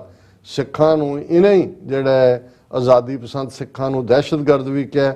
ਔਰ ਇਹ ਕਹਿੰਦਾ ਜੀ ਜਦੋਂ ਕਨੈਟੀਕਟ ਨੇ ਸਿੱਖ ਜੈਨੋਸਾਈਡ ਦਾ ਕੀਤਾ ਜਾਂ 29 ਅਪ੍ਰੈਲ ਨੂੰ, ਤੇ ਇਹਨਾਂ ਦਾ ਇਹ ਨਿਊਯਾਰਕ ਕੌਂਸਲੇਟ ਹੀ ਭੱਜਿਆ ਗਿਆ ਸੀ ਉੱਥੇ ਸਪੀਕਰ ਦੇ ਕੋਲ ਕਿ ਜੀ ਕੁਛ ਨਹੀਂ ਹੋਇਆ, ਕੋਈ ਜੈਨੋਸਾਈਡ ਨਹੀਂ ਹੋਇਆ, ਝੂਠਾ ਸਿੱਖਾਂ ਦਾ ਪ੍ਰੋਪੇਗੈਂਡਾ ਹੈ। ਇਹੀ ਕੌਂਸਲੇਟ ਨੇ ਨਿਊਯਾਰਕ ਵਾਲਿਆਂ ਨੇ ਕਨੈਟੀਕਟ ਦੀ ਲਾਇਬ੍ਰੇਰੀ ਚੋਂ ਲੌਬੀ ਕਰਕੇ ਸੰਤ ਭਿੰਡਰਾਂਵਾਲਿਆਂ ਦੀ ਫੋਟੋ ਲਵਾਈ ਸੀ ਔਰ ਸਿੱਖਾਂ ਦੇ ਖਿਲਾਫ ਬਰਾਬਰ ਜਿਹੜਾ ਹੈ ਉਹ ਹੇਟ ਕੈਂਪੇਨ ਔਰ ਸਿੱਖ ਹਿਸਟਰੀ ਨੂੰ ਬਿਲਕੁਲ ਤੋੜ ਮਰੋੜ ਕੇ ਪੇਸ਼ ਕਰਨ ਦੀ ਲਾਈਨ ਹੈ। ਹੁਣ ਜ਼ਾਹਰਾ ਤੌਰ ਦੇ ਉੱਤੇ ਜਿਹੜਾ ਇਹ ਇੱਕ ਇਸ ਬਾਰੇ ਇਹ ਤਾਂ ਕਿਹਾ ਜਾ ਸਕਦਾ ਹੈ ਕਿ ਵੀ ਜੀ ਇਹ ਉਹਨਾਂ ਨੇ ਕੌਂਸਲੇਟ ਠੀਕ ਹੈ, ਇਹ ਬ੍ਰਿਟਿਸ਼ ਦੇ ਸ਼ਹੀਦ ਨੇ, ਬ੍ਰਿਟਿਸ਼ ਅੰਪਾਇਰ ਦੇ ਲਈ ਯੂਨੀਅਨ ਜੈਕ ਲਈ ਲੜੇ, ਉਹ ਆਪਣੇ ਮਿਊਜ਼ੀਅਮ ਚਲਾਉਣ, ਉਹ ਕੋਈ ਹੋਰ ਹਿਸਟਰੀ ਮਿਊਜ਼ੀਅਮ ਬਣੇ, ਉਹਦੇ ਚ ਐਪਿਕ ਬੈਟਲ ਸਾਰਾਗੜੀ ਦਾ ਜ਼ਿਕਰ ਹੋਏ। ਹੁਣ ਜਦੋਂ ਅਸੀਂ ਆਪਣੇ ਸ਼ਹੀਦ ਦਾ ਕਨਸੈਪਟ ਦੇਖਦੇ ਹਾਂ ਤੇ ਪਹਿਲੀ ਗੱਲ ਕਿ ਜੇ ਹੁਣ ਇਹਦੇ ਤੇ ਦੇਖਣ ਵਾਲੀ ਗੱਲ ਇਹ ਹੈ ਕਿ ਇੱਕੋ ਵੇਲੇ ਤੁਸੀਂ ਸਹਿ ਔਰ ਹਾਊਂਡ ਦੇ ਨਾਲ ਕਿਵੇਂ ਭੱਜ ਸਕਦੇ ਹੋ। ਇੱਕ ਪਾਸੇ ਇਹਨਾਂ ਦਾ ਜ਼ੋਰ ਲੱਗਾ ਹੁੰਦਾ ਇਸ ਕਿਸਮ ਦੀ ਕਲਾਸ ਦਾ ਕਿ ਵੀ ਜਿਹੜੇ ਵਿਦਨ ਸਿੱਖਾਂ ਦੇ ਵਿੱਚ ਵੀ ਪਗੜੀ ਧਾਰੀ ਨੇ ਕਿ ਜੀ ਸ਼ਹੀਦ ਭਗਤ ਸਿੰਘ, ਸ਼ਹੀਦ ਭਗਤ ਸਿੰਘ ਨੂੰ ਸ਼ਹੀਦ ਜ਼ਰੂਰ ਕਹਿਣਾ ਕਿਉਂਕਿ ਸ਼ਹੀਦ ਹੈ, ਭਾਰਤ ਮਾਤਾ ਲਈ ਹੋਇਆ, ਚਲੋ ਮੰਨ ਲਓ, ਸ਼ਹੀਦ ਵੀ ਮੰਨ ਲਓ, ਭਾਰਤ ਮਾਤਾ ਲਈ ਹੋਇਆ ਵੀ ਮੰਨ ਲਓ। ਹੁਣ ਦੂਜੇ ਪਾਸੇ ਜਿਹੜੇ ਅਫਰੀਦੀ ਔਰ ਔਰਕਜ਼ਾਈ ਜਿਨ੍ਹਾਂ ਨੇ ਆ ਕੇ ਲੜਾਈ ਲੜੀ ਉਹ ਕਿਹਦੇ ਲਈ ਲੜ ਰਹੇ ਸੀ? ਬਿਲਕੁਲ ਆਪਣੀ ਧਰਤੀ ਦੀ ਆਜ਼ਾਦੀ ਲਈ, ਕਿਉਂਕਿ ਅੰਗਰੇਜ਼ਾਂ ਨੇ ਉਹਨਾਂ ਦੇ ਉਸ ਖਿੱਤੇ ਤੇ ਕਬਜ਼ਾ ਕੀਤਾ ਹੋਇਆ ਸੀ। ਹੁਣ ਜਾਂ ਤੁਸੀਂ ਉਹਨਾਂ ਨੂੰ ਸ਼ਹੀਦ ਮੰਨੋਗੇ ਜਾਂ ਜਿਹੜੇ ਅੰਗਰੇਜ਼ਾਂ ਨੂੰ ਕੱਢਣ ਦੇ ਲਈ ਮਰਨ ਵਾਲੇ ਸੀ ਉਹਨਾਂ ਨੂੰ ਸ਼ਹੀਦ ਮੰਨੋਗੇ। ਪਹਿਲਾਂ ਇਹ ਫੈਸਲਾ ਕਰ ਲਓ। ਪਰ ਕਿਉਂਕਿ ਇਹਨਾਂ ਨੇ ਨਾ ਤਾਂ ਇਹ ਉਹਨਾਂ ਨੂੰ ਮੰਨਦੇ ਨੇ, ਇਹਨਾਂ ਨੇ ਤਾਂ ਇੱਕ ਨੂੰ ਇਸਤੇਮਾਲ ਕਰਕੇ ਵਿੱਚ ਵੜਨਾ ਗੁਰਦੁਆਰਿਆਂ ਦੇ। ਹੁਣ ਇੱਕ ਜਿਹੜਾ ਮੂਵ ਜਿਹੜਾ ਕੁਛ ਅਨਪੋਲ ਸਾਡੇ ਸਿੱਖ ਵੀਰਾਂ ਵੱਲੋਂ ਹੀ ਸ਼ਾਇਦ ਉਹਨਾਂ ਦੇ ਟ੍ਰੈਪ 'ਚ ਫਸ ਗਏ ਕਿ ਜੀ ਗੁਰਦੁਆਰਾ ਕਿ ਉਹਨਾਂ ਦੀਆਂ ਪਿਕਚਰਸ ਜਿਹੜੀਆਂ ਨੇ ਉਹ ਗੁਰਦੁਆਰਾ ਸਾਹਿਬ 'ਚ ਵੀ ਲਾਈਆਂ ਜਾਣ। ਦੇਖੋ ਜੀ ਇੰਨੇ ਬਹਾਦਰ ਦੂਜੇ ਤੀਜੇ, ਔਰ ਉਹਦੇ ਥੱਲੇ ਜਿਹੜਾ ਅਨਫੋਰਚੂਨੇਟਲੀ ਗੁਰਦੁਆਰਾ ਰਿਚਮੰਡ ਹਿੱਲ ਕਲਚਰ ਮੇਨਸ ਤਾਂ ਨਹੀਂ, ਜਿਹੜੇ ਮੇਨ ਹਾਲ ਦੇ ਵਿੱਚ ਤਾਂ ਬਹੁਤ ਮਿਹਨਤ ਕਰਕੇ ਜਿਹੜੀਆਂ ਨੇ ਉਹ ਜੁਝਾਰੂ ਸਿੰਘਾਂ ਦੀਆਂ ਵੱਡੀਆਂ ਤਸਵੀਰਾਂ ਪਿਛਲੇ ਦਿਨਾਂ 'ਚ ਲੱਗੀਆਂ ਨੇ, ਲੇਕਿਨ ਉਸ ਦੇ ਗੁਰਦੁਆਰਾ ਪ੍ਰਸਿੰਘ 'ਚ ਦਫ਼ਤਰ ਨੂੰ ਜਾਂਦੇ ਆ ਪੌੜੀਆਂ ਤੇ ਉੱਤੇ ਕਿ ਥੱਲੇ। ਹੁਣ ਇਸ ਤੋਂ ਜਦੋਂ ਇਸ ਗੱਲ ਦਾ ਮੈਨੂੰ ਪਤਾ ਲੱਗਾ ਤੇ ਮੇਰੇ ਕੰਨ ਖੜੇ ਹੋਏ। ਮੈਂ ਕਿਹਾ ਜੀ ਇਹ ਤਾਂ ਜਿਹੜਾ ਫਿਰ ਉਹਨਾਂ ਨੇ ਉਹ ਲਾਉਣ ਦੇ ਲਈ ਫੰਕਸ਼ਨ ਵੀ, ਹਾਲਾਂ ਮੌਕੇ ਤੇ ਜਿਹੜੇ ਜਾਗਰੂਕ ਸਿੱਖਾਂ ਨੂੰ ਪਤਾ ਲੱਗਾ ਜੇ ਸਿੰਘ ਵਗੈਰਾ ਤਾਂ ਨਹੀਂ ਗੁਰਦੁਆਰੇ 'ਚ ਆਏ ਜਾਂ ਬੋਲੇ, ਲੇਕਿਨ ਪੈਰ ਧਰਾਵਾ ਉਹਨਾਂ ਨੇ ਕਰ ਲਿਆ ਗੁਰਦੁਆਰੇ। ਔਰ ਇਹ ਟ੍ਰੈਂਡ ਸ਼ੁਰੂ ਹੋਏਗਾ ਹੌਲੀ ਹੌਲੀ ਕਿ ਜੀ ਜਿੱਥੇ ਬਾਕੀ ਸਾਰੇ ਗੁਰਦੁਆਰਿਆਂ 'ਚ ਥਾਂ ਤਸਵੀਰਾਂ ਲੱਗੀਆਂ ਹੋਈਆਂ ਨੇ ਜਿਹੜੇ ਯੋਧਿਆਂ ਦੀਆਂ, ਉਹਨਾਂ ਦੇ ਵਿੱਚ ਦੇਖੋ ਇਹ ਵੀ ਤਾਂ ਦੇਖੋ ਸ਼ਹੀਦ ਨੇ ਜੀ, ਕਿੰਨੀ ਬਹਾਦਰੀ ਨਾਲ ਲੜੇ ਸੀ। ਹੁਣ ਇਹ ਇੱਕ ਇਹਨਾਂ ਦਾ ਸੌਫਟ, ਜਿਵੇਂ ਜਿਹਨੂੰ ਕਹਿੰਦੇ ਨੇ ਬੇਟ, ਉਹ ਜਿਵੇਂ ਮੱਛੀ ਨੂੰ ਫੜਨ ਲਈ ਨਾ ਉਹ ਜਿਹੜਾ ਹੁੰਦਾ ਉਹ ਕਈ ਵਾਰ ਉਹ ਗੰਡੋਆ ਲਾ ਦਿੰਦੇ ਨੇ, ਬੇਟ ਉਹਨੂੰ ਕਹਿੰਦੇ ਨੇ ਕਿ ਬਈ ਆ ਜਾਓ। ਔਰ ਇਹ ਇਸ ਕਿਸਮ ਦਾ ਹੈ। ਅਸੀਂ ਸਮਝਦੇ ਹਾਂ ਕਿ ਵੀ ਬੇਸ਼ੱਕ ਅਸੀਂ ਇਹ ਆਪਣੀਆਂ ਸੰਗਤਾਂ ਦੇ ਸਾਹਮਣੇ ਰੱਖਣਾ ਚਾਹੁੰਦੇ ਹਾਂ ਕਿ ਭਾਈ ਪਹਿਲਾਂ ਇਸ ਗੱਲ ਨੂੰ ਡਿਸਾਈਡ ਕਰ ਲਓ ਕਿ ਵੀ ਹਾਂ, ਜੇ ਸਾਡੇ ਲਈ ਕੋਈ ਧਰਮੀ ਫੌਜੀ ਸ਼ਹੀਦ ਹੈ ਉਹ ਤਾਂ ਜੂਨ 84 ਦੇ ਉਹ ਧਰਮੀ ਫੌਜੀ ਨੇ ਜਿਨ੍ਹਾਂ ਨੇ ਜਦੋਂ ਦਰਬਾਰ ਸਾਹਿਬ ਤੇ ਹਮਲੇ ਦੀ ਖਬਰ ਸੁਣੀ ਤਾਂ ਉਹਨਾਂ ਨੇ ਬੈਰਕਾਂ ਛੱਡੀਆਂ। ਉਹਨਾਂ ਦੀਆਂ ਜਿਹੜੇ ਸ਼ਹੀਦ ਹੋਏ ਰਾਹ ਦੇ ਵਿੱਚ, ਜਿਨ੍ਹਾਂ ਨੇ ਉਮਰ ਕੈਦਾਂ ਭੋਗੀਆਂ, ਜਿਹੜੇ ਉਹਨਾਂ ਦੀਆਂ ਤਸਵੀਰਾਂ ਲਾਓ, ਮੋਸਟ ਵੈਲਕਮ। ਕਿਉਂਕਿ ਬੇਸ਼ੱਕ ਉਹ ਭਾਰਤੀ ਫੌਜ ਦੇ ਵਿੱਚ ਸਨ, ਪਰ ਜਦੋਂ ਮੌਕਾ ਇਹੀ ਜਨਰਲ ਜੇ ਸਿੰਘ ਦੂਜੇ, ਇਹ ਵੀ ਤਾਂ ਫੌਜ 'ਚ ਸੀ ਜਦੋਂ ਜੂਨ 84 ਦਾ ਹਮਲਾ ਹੋਇਆ। ਇਹੀ ਫੌਜ ਹੈ ਜਿਹੜੀ ਉਹਨਾਂ ਦੇ ਨਾਲ ਰਲ ਕੇ ਲੜਨ ਵਾਲਿਆਂ ਦੀ ਹੈ। ਸੋ ਸਾਡੇ ਲਈ ਇਹ ਕੋਈ ਨਹੀਂ ਹੈ। ਔਰ ਮੈਂ ਟਾਈਮਿੰਗ ਵੀ ਦੇਖ ਰਿਹਾ ਸੀ, ਮੈਂ ਕਿਹਾ ਇਹ ਉਹਨਾਂ ਦਾ ਫੰਕਸ਼ਨ ਵੀ ਜਿਹੜਾ ਉਹ 23 ਮਈ ਦੀ ਸ਼ਾਮ ਨੂੰ ਹੈ, ਤੇ 23 ਮਈ ਦਾ ਹੀ ਉਹ ਦਿਨ ਹੈ ਜਿੱਦਣ ਮੋਦੀ ਆਸਟ੍ਰੇਲੀਆ ਦੀ ਧਰਤੀ ਤੇ ਹੈ, ਉੱਥੇ ਆਪਣਾ ਹਿੰਦੂਤਵਾ ਦਾ ਏਜੰਡਾ ਪ੍ਰਮੋਟ ਕਰਨ ਵਾਲਾ। ਔਰ 23 ਮਈ ਦੀ ਸ਼ਾਮ ਨੂੰ ਹੀ ਆਸਟ੍ਰੇਲੀਆ ਦੇ ਸਿਡਨੀ ਸ਼ਹਿਰ ਦੇ ਅਰੀਨਾ ਦੇ ਵਿੱਚ ਸਿੱਖਸ ਫਾਰ ਜਸਟਿਸ ਵੱਲੋਂ ਬਾਕੀ ਜਥੇਬੰਦੀਆਂ ਦੇ ਸਹਿਯੋਗ ਨਾਲ ਵੱਡਾ ਪ੍ਰੋਟੈਸਟ ਰੱਖਿਆ ਗਿਆ। ਸੋ ਅਸੀਂ ਇਸ ਦੇ ਲਈ ਕੋਈ ਬਲੇਮ ਗੇਮ ਨਹੀਂ ਕਰਦੇ ਕਿ ਭਾਈ ਕੌਣ ਕੀ ਹੈ। ਇੱਕ ਵਾਰਨਿੰਗ ਸਾਈਨ ਹੈ। ਬਹੁਤ ਵਾਰ ਸਾਡੇ ਵੀਰ ਅਨਭੋਲ ਹੁੰਦੇ ਨੇ, ਕਿਸੇ ਨੇ ਆ ਕੇ ਪਹੁੰਚ ਕੀਤੀ, ਬਹੁਤਿਆਂ ਨੂੰ ਸ਼ਾਇਦ ਲੱਗਾ ਹੋਏਗਾ ਕਿ ਹਾਂ ਵੀ ਬੜਾ ਸਾਰਾਗੜੀ ਦਾ ਨਾਂ ਤਾਂ ਬਹੁਤ ਹੈ, ਇਹਦੇ 'ਚ ਵੀ ਕੋਈ ਸ਼ੱਕ ਨਹੀਂ ਹੈ ਕਿ ਉਹਨਾਂ ਦੀ ਬਹਾਦਰੀ ਵੀ ਬਹਾਦਰੀ ਹੈ ਉਹਦੇ, ਲੇਕਿਨ ਉਹ ਨਾ ਉਹ ਸਾਡੇ ਧਾਰਮਿਕ ਸ਼ਹੀਦ ਖਾਤੇ 'ਚ ਆਉਂਦੇ ਨੇ, ਨਾ ਸਿਆਸੀ ਸ਼ਹੀਦ ਖਾਤੇ ਜਾਂਦੇ ਨੇ। ਹੁਣ ਜਿਹੜੇ ਭਾਵੇਂ ਉਹ ਭਾਰਤ ਦੀ ਆਜ਼ਾਦੀ ਲਈ ਲੜੇ, ਉਦੋਂ ਗਦਰੀ ਬਾਬੇ ਨੇ ਜਾਂ ਕਰਤਾਰ ਸਿੰਘ ਸਰਾਭਾ ਹੈ ਜਾਂ ਊਧਮ ਸਿੰਘ ਹੈ ਜਾਂ ਭਗਤ ਸਿੰਘ ਹੈ, ਅਸੀਂ ਸਮਝਦੇ ਹਾਂ ਵੀ ਕੋਈ ਨਹੀਂ, ਭਾਵੇਂ ਉਹਨਾਂ ਨੂੰ ਭੁਲੇਖਾ ਹੀ ਸੀ ਭਾਰਤ ਮਾਤਾ ਦਾ, ਪਰ ਉਹ ਲੜੇ ਤਾਂ ਆਪਣੀ ਧਰਤੀ ਨੂੰ ਆਜ਼ਾਦ ਕਰਾਉਣ ਦੇ ਲਈ। ਪਰ ਜਿਹੜੇ ਹੁਣ ਬ੍ਰਿਟਿਸ਼ ਫੌਜ ਦੇ ਵਿੱਚ ਯੂਨੀਅਨ ਜੈਕ ਨੂੰ ਝੂਲਦਾ ਰੱਖਣ ਦੇ ਲਈ ਜਿਨ੍ਹਾਂ ਨੇ ਜਿਹੜੇ ਕੁਰਬਾਨ ਹੋਏ, ਠੀਕ ਹੈ, ਉਹਨਾਂ ਨੂੰ ਆਰਡਰ ਆਫ ਮੈਰਿਟ ਮਿਲਿਆ, ਜ਼ਮੀਨਾਂ ਮਿਲੀਆਂ, ਉਹਨਾਂ ਦਾ ਨਾਂ ਹੈ। ਔਰ ਅੰਗਰੇਜ਼ਾਂ ਨੇ ਇਸ ਗੱਲ ਨੂੰ ਯਕੀਨੀ ਬਣਾਉਣ ਲਈ ਕਿ ਜੀ ਇਹ ਵੱਡੇ ਪੈਮਾਨੇ ਤੇ ਸਿੱਖ ਇਹਨਾਂ ਨੂੰ ਸ਼ਹੀਦ ਮੰਨਣ, ਇਹ ਐਫਰਟ ਅੰਗਰੇਜ਼ਾਂ ਨੇ ਹੀ ਉਦੋਂ ਹੀ ਸ਼ੁਰੂ ਕਰ ਦਿੱਤਾ ਸੀ। 3 ਗੁਰਦੁਆਰੇ, ਕਿਉਂਕਿ 1897 ਦਾ ਤੁਸੀਂ ਅੰਦਾਜ਼ਾ ਲਾਓ ਕਿ ਅਜੇ 45 ਸਾਲ ਹੀ ਹੋਏ ਸੀ, ਜਿਹੜੇ 47-48 ਸਾਲ ਅੰਗਰੇਜ਼ਾਂ ਨੂੰ ਸਾਡਾ ਜਿਹੜਾ ਉਹ ਰਾਜ ਖੋਇਆ, ਤੇ ਅਜੇ ਸਿੱਖਾਂ ਦੇ ਵਿੱਚ 1965 ਨਹੀਂ ਸੀ ਬਣੀ। ਪਰ ਜਿਵੇਂ ਉਹਨਾਂ ਨੇ ਸਾਰਾਗੜੀ ਵਾਲਿਆਂ ਨੂੰ ਜਿਹੜਾ ਉਹ ਬਹੁਤ ਪਜ਼ੀਰਾਈ ਦਿੱਤੀ, ਉਹਦਾ ਹੀ ਨਤੀਜਾ ਸੀ ਕਿ ਫਿਰ ਫਸਟ ਵਰਲਡ ਵਾਰ ਤੁਸੀਂ ਦੇਖੋ 1.5 ਲੱਖ ਸਿੱਖ ਪਹੁੰਚ ਗਿਆ ਮਰਨ ਦੇ ਲਈ। ਔਰ ਉਹਦੇ 'ਚ ਜਿਹੜੇ ਨੇ ਉਹਨਾਂ ਨੇ ਪਹਿਲਾ ਸਾਰਾਗੜੀ ਮੈਮੋਰੀਅਲ ਗੁਰਦੁਆਰਾ ਫਿਰੋਜ਼ਪੁਰ ਦੇ ਵਿੱਚ ਜਿਹੜਾ ਉਹ 36 ਰੈਜੀਮੈਂਟ ਵੱਲੋਂ ਬਣਵਾਇਆ ਗਿਆ ਸੀ। ਔਰ ਇਸੇ ਤਰ੍ਹਾਂ ਇੱਕ ਗੁਰਦੁਆਰਾ ਫਿਰੋਜ਼ਪੁਰ 'ਚ ਹੈ, ਇੱਕ ਜਿਹੜਾ ਉਦੋਂ ਸਾਰਾਗੜੀ ਬਣਿਆ ਜਾਂ ਨਹੀਂ ਬਣਿਆ, ਹੁਣ ਉਸ ਤੋਂ ਕੁਝ ਡਿਸਟੈਂਸ ਦੇ ਉੱਤੇ ਹੰਗੂ, ਜਿਹਦਾ ਅਸੀਂ ਜ਼ਿਕਰ ਕੀਤਾ, ਠੀਕ ਹੈ, ਉੱਥੇ ਉਹਨਾਂ ਦੀ ਯਾਦ ਦੇ ਵਿੱਚ ਗੁਰਦੁਆਰਾ ਹੈ, ਉੱਥੇ ਉਹਨਾਂ ਦੀ ਜਿਹੜੀ ਹੈ ਉਹ ਕੁਰਬਾਨ ਹੋਏ ਨੇ, ਉਹ ਵੈਲਕਮ ਹੈ। ਲੇਕਿਨ ਗੁਰਦੁਆਰਿਆਂ ਦੇ ਵਿੱਚ ਜਾਂ ਦੂਜਾ ਤੀਸਰਾ ਜਿਹੜਾ ਤੁਸੀਂ ਦਰਬਾਰ ਸਾਹਿਬ ਦੇ ਦਰਸ਼ਨਾਂ ਨੂੰ ਜਾਓ ਤੇ ਗਰਲ ਸਕੂਲ ਹੁੰਦਾ ਸੀ ਕੋਤਵਾਲੀ ਦੇ ਸਾਹਮਣੇ, ਉਹਦੇ ਬਿਲਕੁਲ ਖੂੰਜੇ 'ਚ ਸਾਰਾਗੜੀ ਮੈਮੋਰੀਅਲ ਹੈ। 3 ਗੁਰਦੁਆਰੇ ਅੰਗਰੇਜ਼ਾਂ ਨੇ, ਔਰ ਇਹ ਜਿਹੜੇ ਨੇ ਕੋਈ 1902 ਦੇ ਵਿੱਚ, ਕੋਈ 1899 ਦੇ 1904 ਦੇ ਵਿੱਚ ਬਣਾਏ, ਤਾਂ ਕਿ ਇਹ ਸਾਬਤ ਕੀਤਾ ਜਾ ਸਕੇ ਜੇ ਕਿ ਅੰਗਰੇਜ਼ਾਂ ਲਈ ਮਰਨ ਵਾਲੇ ਸ਼ਹੀਦ ਨੇ। ਸੋ ਸਾਨੂੰ ਇਸ ਤੋਂ ਬਹੁਤ ਖਬਰਦਾਰ ਹੋਣ ਦੀ। ਬਿਲਕੁਲ ਜੀ ਡਾਕਟਰ ਸਾਹਿਬ, ਤੁਹਾਡਾ ਬਹੁਤ ਬਹੁਤ ਸ਼ੁਕਰੀਆ। ਸਾਥ ਲੈਣਾ ਬ੍ਰੇਕ, ਔਰ ਬ੍ਰੇਕ ਤੇ ਜਾਣ ਤੋਂ ਪਹਿਲਾਂ ਅਸੀਂ ਆਪਣੇ ਦਰਸ਼ਕਾਂ ਤੇ ਸਰੋਤਿਆਂ ਨੂੰ ਅਪੀਲ ਤੇ ਬੇਨਤੀ ਕਰ ਦਈਏ। ਵਿਊਅਰਸ, ਜਿਸ ਤਰ੍ਹਾਂ ਕਿ ਤੁਸੀਂ ਜਾਣਦੇ ਹੋ ਕਿ ਟੀਵੀ 84 ਇੱਕ ਪੰਥਕ ਚੈਨਲ ਹੈ, ਔਰ ਟੀਵੀ 84 ਦੀ ਚੜ੍ਹਦੀ ਕਲਾ ਲਈ ਵੱਧ ਤੋਂ ਵੱਧ ਡੋਨੇਟ ਕਰੋ। ਡੋਨੇਟ ਕਰਨ ਲਈ ਸਾਡੀ ਵੈਬਸਾਈਟ tv84.tv ਤੇ ਜਾ ਕੇ ਪੇਪਲ ਦੀ ਵਰਤੋਂ ਕਰਕੇ ਵਨ ਟਾਈਮ ਡੋਨੇਟ ਕਰ ਸਕਦੇ ਹੋ, ਮੰਥਲੀ ਡੋਨੇਟ ਵੀ ਕਰ ਸਕਦੇ ਹੋ। ਤੁਸੀਂ ਟੀਵੀ 84 ਦੇ ਨਾਮ ਤੇ ਚੈੱਕ ਬਣਾ ਕੇ ਸਾਨੂੰ ਮੇਲ ਵੀ ਕਰ ਸਕਦੇ ਹੋ ਸਾਡੇ ਇਸ ਪਤੇ ਤੇ 36-01 37th Avenue, Long Island City, New York 11101 USA, ਜਾਂ ਫਿਰ ਤੁਸੀਂ ਸਾਨੂੰ ਫੋਨ ਰਾਹੀਂ ਵੀ ਸੰਪਰਕ ਕਰ ਸਕਦੇ ਹੋ। ਸਾਡੇ ਫੋਨ ਨੰਬਰ ਤੇ 5166191984। ਤੁਸੀਂ ਸਾਨੂੰ ਈਮੇਲ ਵੀ ਕਰ ਸਕਦੇ ਹੋ info@tv84.tv ਤੇ। ਅਸੀਂ ਤੁਹਾਡੇ ਤਹਿ ਦਿਲ ਤੋਂ ਸ਼ੁਕਰਗੁਜ਼ਾਰ ਹੋਵਾਂਗੇ। ਸੋ ਇੱਥੇ ਲੈਣਾ ਬ੍ਰੇਕ। ਵਿਊਅਰਸ, ਤੁਸੀਂ ਇਸੇ ਤਰ੍ਹਾਂ ਹੀ ਬਣੇ ਰਹਿਣਾ। ਮਿਲਦੇ ਹਾਂ ਛੋਟੇ ਜਿਹੇ ਵਕਫੇ ਤੋਂ ਬਾਅਦ।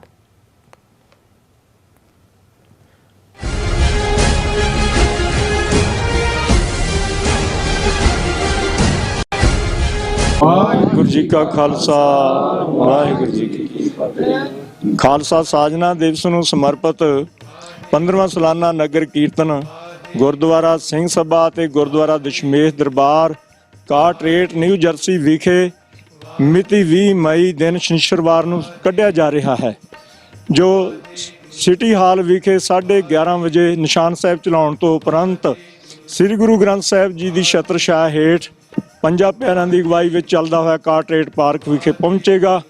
ਸਮੂਹ ਸੰਗਤਾਂ ਨੂੰ ਬੇਨਤੀ ਹੈ ਕਿ ਸਿੰਘ ਕੇਸਰੀ ਦਸਤਾਰਾਂ ਅਤੇ ਬੀਬੀਆਂ ਕੇਸਰੀ ਦੁਪੱਟੇ ਸਜਾ ਕੇ ਹੁੰਮ ਹਮਾ ਕੇ ਪਹੁੰਚਣ ਦੀ ਕਿਰਪਾਲਤਾ ਕਰਨ ਜੀ।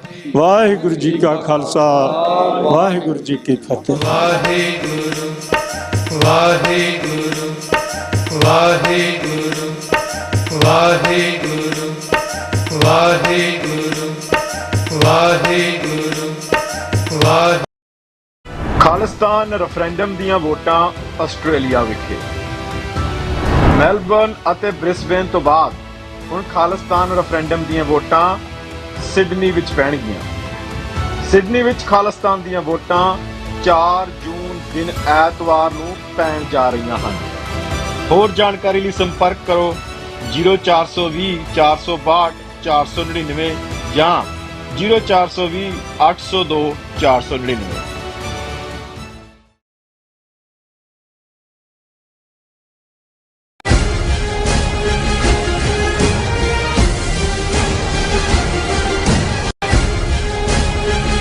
ਦਰਸ਼ਕੋ, ਬ੍ਰੇਕ ਤੋਂ ਬਾਅਦ ਤੁਹਾਡਾ ਸਭ ਦਾ ਭਰਪੂਰ ਸਵਾਗਤ ਹੈ। ਸੋ ਵੀਅਰਸ, ਗੱਲਬਾਤ ਕਰਨ ਜਾ ਰਹੇ ਹਾਂ ਕਿ ਪ੍ਰਧਾਨ ਮੰਤਰੀ ਮੋਦੀ ਦੀ ਆਸਟ੍ਰੇਲੀਆ ਫੇਰੀ ਨੂੰ ਲੈ ਕੇ ਆਸਟ੍ਰੇਲੀਆ ਨਿਵਾਸੀ ਖਾਲਸਾ ਜੀ ਵਿੱਚ ਕਾਫੀ ਰੋਹ ਹੈ। ਇਸ ਸੰਬੰਧੀ 23 ਮਈ ਨੂੰ ਸ਼ਾਮ 4 ਵਜੇ ਸਿਡਨੀ ਦੇ ਅਰੀਨਾ ਵਿੱਚ ਜ਼ੋਰਦਾਰ ਪ੍ਰੋਟੈਸਟ ਜਿਹੜਾ ਉਹ ਕੀਤਾ ਜਾ ਰਿਹਾ, ਔਰ ਆਸਟ੍ਰੇਲੀਆ ਦੇ 2 MPs ਨੇ ਆਸਟ੍ਰੇਲੀਆ ਪ੍ਰਾਈਮ ਮਿਨਿਸਟਰ ਨੂੰ ਚਿੱਠੀ ਲਿਖ ਕੇ ਭਾਰਤ ਵਿੱਚ ਮੋਦੀ ਸਰਕਾਰ ਵੱਲੋਂ ਮਨੁੱਖੀ ਹੱਕਾਂ ਦੇ ਕੀਤੇ ਜਾ ਰਹੇ ਘਾਣ ਸੰਬੰਧੀ ਜਾਣੂ ਕਰਵਾਇਆ ਅਤੇ ਮੋਦੀ ਨੂੰ ਇਸ ਸੰਬੰਧੀ ਜਵਾਬਦੇਹ ਬਣਾਉਣ ਲਈ ਕਿਹਾ। ਸੋ ਇਸ ਬਾਰੇ ਆਪਾਂ ਗੱਲਬਾਤ ਕਰਨ ਜਾ ਰਹੇ ਹਾਂ। ਸੋ ਅਸੀਂ ਚਾਹਾਂਗੇ ਕਿ ਤੁਸੀਂ ਇਸੇ ਤਰ੍ਹਾਂ ਬਣੇ ਰਹਿਣਾ।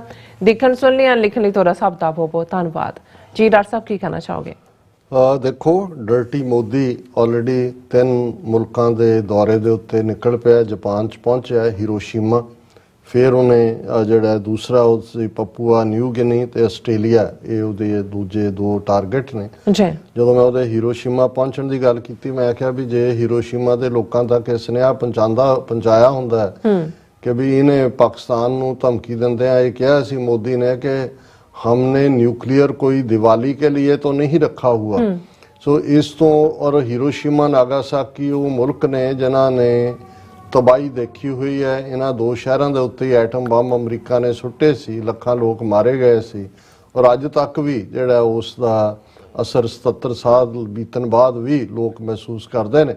सो इस किस्म का जिहड़ा बिल्कुल नफरत नाल भरिया होया नाजी आइडियोलॉजी का ਜਿਹੜਾ ਝੰਡਾ ਬਰਦਾਰ ਜਿਸ ਦੇ ਉੱਤੇ RSS ਫਾਊਂਡ ਹੋਇਆ 1925 ਦੇ ਵਿੱਚ, ਉਸ ਹੀਰੋਸ਼ੀਮਾ ਸ਼ਹਿਰ ਦੇ ਵਿੱਚ ਕੀ ਕਰ ਰਿਹਾ। ਔਰ ਇਹ ਜ਼ਾਹਰ ਹੈ ਕਿ G7 ਮੁਲਕਾਂ ਦੀ ਉਸ ਬੈਠਕ ਦੇ ਵਿੱਚ ਇਹਨੂੰ ਜਿਹੜਾ ਉਹ ਇਨਵਾਈਟਡ ਹੈ, ਔਰ ਉਹ ਸਾਰੇ ਦੇ ਥੱਲੇ ਚੰਗੀ ਗੱਲ ਇਹ ਹੈ ਕਿ ਯੂਕਰੇਨੀਅਨ ਜ਼ੈਲੈਂਸਕੀ ਵੀ ਉੱਥੇ ਪਹੁੰਚਿਆ, ਔਰ ਪਹਿਲਾ ਦਿਨ ਹੀ ਜਿਹੜਾ ਇਸ ਦੀ ਸ਼ੁਰੂਆਤ ਹੁੰਦੀ ਹੈ G7 ਵਾਲਿਆਂ ਦੀ meeting the. G7 kicks off with strong condemnation of Russian invasion of Ukraine, unveiled new sanctions on Moscow in an indication that they would maintain their tough approach on the conflict. So ਜ਼ਾਹਰ ਹੈ ਕਿ ਵੀ ਇਹ ਸਾਰੇ ਦੇ ਨਾਲ ਭਾਰਤ ਦੀ ਫੂਕ ਵੀ ਨਿਕਲਦੀ ਹੈ ਕਿ ਵੀ ਇਹ ਕਿਸ ਕਿਸਮ ਦੀ ਜਿਹੜਾ ਉਹ ਹੀਰਾਫੇਰੀ ਕਰ ਰਿਹਾ ਕਿ ਲੈਸ ਦੈਨ 2% ਜਿਹੜਾ ਕਰੂਡ ਆਇਲ ਲੈਣ ਵਾਲਾ ਹੁਣ 39% ਲੈ ਰਿਹਾ। ਔਰ ਯੂਰਪੀਅਨ ਜਿਹੜੀ ਯੂਨੀਅਨ ਦੇ ਔਰ ਦੂਜੇ ਉਹਨਾਂ ਦੇ ਆਗੂਆਂ ਨੇ ਵੀ ਕਿਹਾ ਕਿ ਵੀ ਇਹ ਬੇਸ਼ੱਕ ਕਾਨੂੰਨੀ ਤੌਰ ਤੇ ਭਾਰਤ ਪਾਬੰਦ ਨਹੀਂ ਹੈ, ਕਿਉਂਕਿ ਰਸ਼ੀਆ ਤੋਂ ਲੈਂਦਾ ਹੈ ਕਰੂਡ ਆਇਲ, ਉਹਨੂੰ ਰਿਫਾਈਨ ਕਰਕੇ ਜਿਹੜੀ ਡੀਜ਼ਲ ਔਰ ਦੂਜਾ ਪ੍ਰੋਡਕਟ ਯੂਰਪ ਦੀ ਮਾਰਕੀਟ 'ਚ ਜਾ ਰਿਹਾ ਔਰ ਰਸ਼ੀਆ ਨੂੰ ਕੋਈ ਫਰਕ ਨਹੀਂ ਪੈ ਰਿਹਾ, ਉਹਨੂੰ ਥੋੜਾ ਜਿਹਾ ਉਹਨੇ ਚੀਪ ਕਰਤਾ, ਆਲਰੇਡੀ ਉਹਨਾਂ ਕੋਲ ਸੋਰਸ ਨੇ। ਉਹਨਾਂ ਨੇ ਕਿਹਾ ਕਿ ਯੂਰਪ ਵਾਲਿਆਂ ਨੇ ਵੀ ਇਹ اخلاقی ਤੌਰ ਤੇ ਬਿਲਕੁਲ ਗਲਤ ਹੈ, ਕਿਉਂਕਿ ਇਹਦਾ ਮਤਲਬ ਇਹ ਹੈ ਕਿ ਇੰਡੀਅਨਸ ਜਿਹੜੇ ਨੇ ਉਹ ਰਸ਼ੀਆ ਨੂੰ ਫੰਡ ਕਰ ਰਹੇ ਨੇ ਉਸ ਡਰਟੀ ਵਾਰ ਦੇ ਵਿੱਚ। ਕੀਵ ਦੇ ਵਿੱਚ ਹੁਣ ਕੱਲ ਵੀ ਪਰਸੋਂ ਵੀ ਲਗਾਤਾਰ ਨਾਲ ਮਿਜ਼ਾਈਲਾਂ ਦਾਗੀਆਂ ਨੇ ਰਸ਼ੀਆ ਨੇ, ਉੱਥੇ ਇੰਨੇ ਲੋਕ ਮਰ ਰਹੇ ਨੇ, ਇੰਨੇ ਵਿਚਾਰੇ ਬਜ਼ੁਰਗ ਬੀਬੀਆਂ ਬੱਚੇ ਸਾਰੇ ਜਾ ਰਹੇ ਨੇ, ਔਰ ਭਾਰਤ ਜਿਹੜਾ ਹੈ ਉਹ ਉਸ ਦੇ ਲਈ ਜ਼ਿੰਮੇਵਾਰ ਹੈ।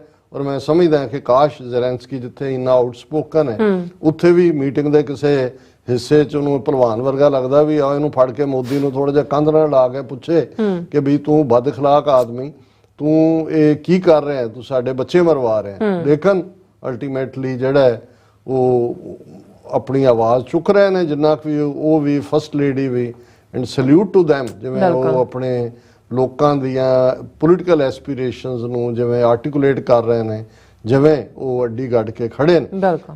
ਹੁਣ ਆਸਟ੍ਰੇਲੀਆ ਜ਼ਾਹਰ ਅਸੀਂ ਡਿਸਕਸ ਕੀਤਾ ਸੀ ਥਰਸਡੇ ਦੇ ਪ੍ਰੋਗਰਾਮ 'ਚ, ਥਰਸਡੇ ਤਾਂ ਨਹੀਂ, ਡੇ ਬਿਫੋਰ ਯੈਸਟਰਡੇ ਵੈਨਸਡੇ, ਕਿ ਕੁਆਡ ਉਹਦੀ ਤਾਂ ਫੂਕ ਨਿਕਲ ਗਈ ਜਦੋਂ ਬਾਈਡਨ ਨੇ ਕਿਹਾ ਵੀ ਮੈਂ ਨਹੀਂ ਜਾਣਾ। ਜ਼ਾਹਰ ਹੈ ਚਾਈਨਾ ਨਾਲ ਡਿਪਲੋਮੇਸੀ ਕਿਤੇ ਨਾ ਕਿਤੇ ਕਾਰਗਰ ਰਹੀ ਚਾਈਨਾ ਦੀ, ਔਰ ਉਹਦੇ ਥੱਲੇ ਇਹ ਸੀ ਕਿ ਵੀ ਡਿੱਗ ਪਿਆ ਸਾਰਾ ਕੁਆਡ, ਉਹਦੇ ਤੇ ਜਾਪਾਨ ਵਾਲਾ ਵੀ ਮੁੱਕਰ ਗਿਆ, ਆਸਟ੍ਰੇਲੀਆ ਕੋਲ ਕੋਈ ਚੁਆਇਸ ਨਹੀਂ ਸੀ, ਬਾਈਡਨ ਦੇ ਨਾਲ ਹੀ ਹੈ, ਮਹਾਰਾਜਾ ਹੈ, ਤੇ ਬਾਕੀ ਸਾਰੇ ਸਪਾਈ ਔਰ ਚੌਕੀਦਾਰ ਤੇ ਨਾਲ ਤਾਂ ਹੀ ਆਉਂਦੇ ਨੇ।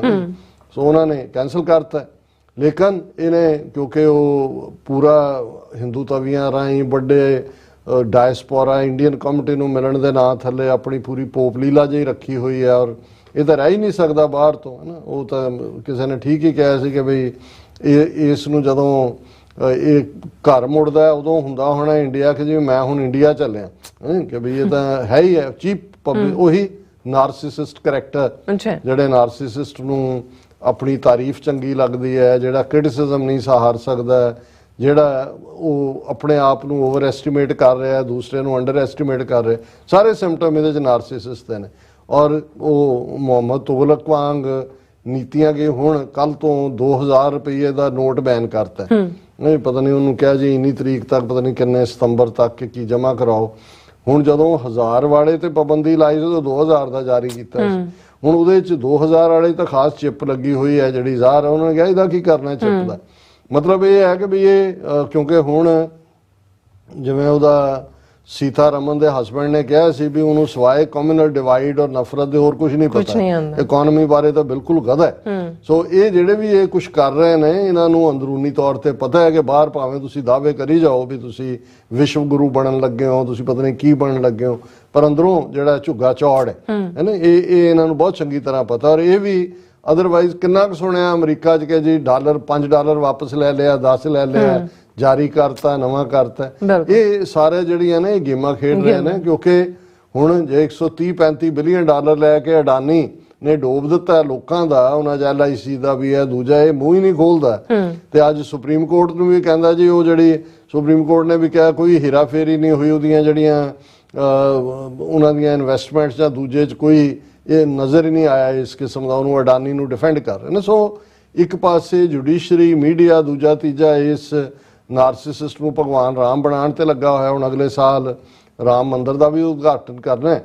ਸੋ ਇਹ ਮੈਨੂੰ ਕੋਈ ਹੈਰਾਨੀ ਨਹੀਂ ਹੋਏਗੀ ਇਹ ਧਨੁਸ਼ ਕਮਾਨ ਔਰ ਸਿਰ ਦੇ ਉੱਤੇ ਉਹ ਜਿਵੇਂ ਇਹਨਾਂ ਦੀਆਂ ਨਾਟਕਾਂ ਦੇ ਵਿੱਚ ਜੂੜਾ ਕੀਤਾ ਹੁੰਦਾ ਉਵੇਂ ਦਾ ਕਰਕੇ ਮੱਥੇ ਤੇ ਤਿਲਕ ਲਾ ਕੇ ਨਾਲ ਕਹੇ ਕਿ ਵੀ ਕੋਈ ਨਹੀਂ, ਭਾਵੇਂ ਮੈਂ ਘਰ ਵਾਲੀ ਛੱਡ ਕੇ ਦੌੜ ਗਿਆ ਸੀ ਪਰ ਕੋਈ ਨਹੀਂ, ਸੀਤਾ ਵੀ ਮੇਰੇ ਨਾਲ ਕਰ ਦਿਓ, ਕੋਈ 2 ਲਵ ਕੁਛ ਵੀ ਖੜੇ ਕਰ ਦਿਓ। ਹੁਣ ਉਹ ਅਵਤਾਰ ਤਾਂ ਜਦੋਂ ਵਿਸ਼ਨੂੰ ਦਾ ਹੀ ਇਹਨੂੰ ਬਣਾਇਆ ਹੋਇਆ ਹੈ ਤੇ ਇਸ ਕਿਸਮ ਦਾ ਸਾਰਾ ਕਰੇਗਾ ਹੀ। ਲੇਕਿਨ ਆਸਟ੍ਰੇਲੀਆ ਦਾ ਭਾਵੇਂ ਕੁਆਡ ਕੈਂਸਲ ਹੋਇਆ ਲੇਕਿਨ ਮੋਦੀ ਆ ਰਿਹਾ ਔਰ ਇਸ ਨੇ ਆਸਟ੍ਰੇਲੀਆ ਨਿਵਾਸੀ ਖਾਲਸਾ ਜੀ ਮੈਂ ਹੁਣ ਐਡਰੈਸ ਕਰਦਾ, ਕਿਉਂਕਿ ਜਿਵੇਂ ਪਿਛਲੇ ਪੀਰੀਅਡ ਦੇ ਵਿੱਚ ਉਹ ਖਾਲਿਸਤਾਨ ਰੈਫਰੈਂਡਮ ਦੇ ਹਵਾਲੇ ਨਾਲ ਮੈਲਬਰਨ, ਬ੍ਰਿਸਬੇਨ ਵਾਲਿਆਂ ਦਾ ਹੁੰਗਾਰਾ ਹੋਏ, ਜਾਂ ਇੱਕ ਸਿਰੇ ਤੋਂ ਲੈ ਕੇ ਦੂਸਰੇ ਸਿਰੇ ਤੱਕ ਇਹਨਾਂ ਸ਼ਹਿਰਾਂ ਤੋਂ ਇਲਾਵਾ ਸਿਡਨੀ, ਪਰਥ ਜਿਸ ਕਿਸਮ ਦੀਆਂ ਪੰਥਕ ਐਕਟੀਵਿਟੀਜ਼ ਉੱਥੇ ਹੋ ਰਹੀਆਂ ਨੇ ਔਰ ਜਿਵੇਂ ਸਟਰੋਂਗਲੀ 37 ਗੁਰਦੁਆਰਿਆਂ ਔਰ ਆਰਗੇਨਾਈਜੇਸ਼ਨਸ ਨੇ ਮੋਦੀ ਦੇ ਆਉਣ ਤੋਂ ਪਹਿਲਾਂ ਵਾਰਨ ਕੀਤਾ ਹੈ ਆਪਣਿਆਂ ਨੂੰ ਪਹਿਲਾਂ,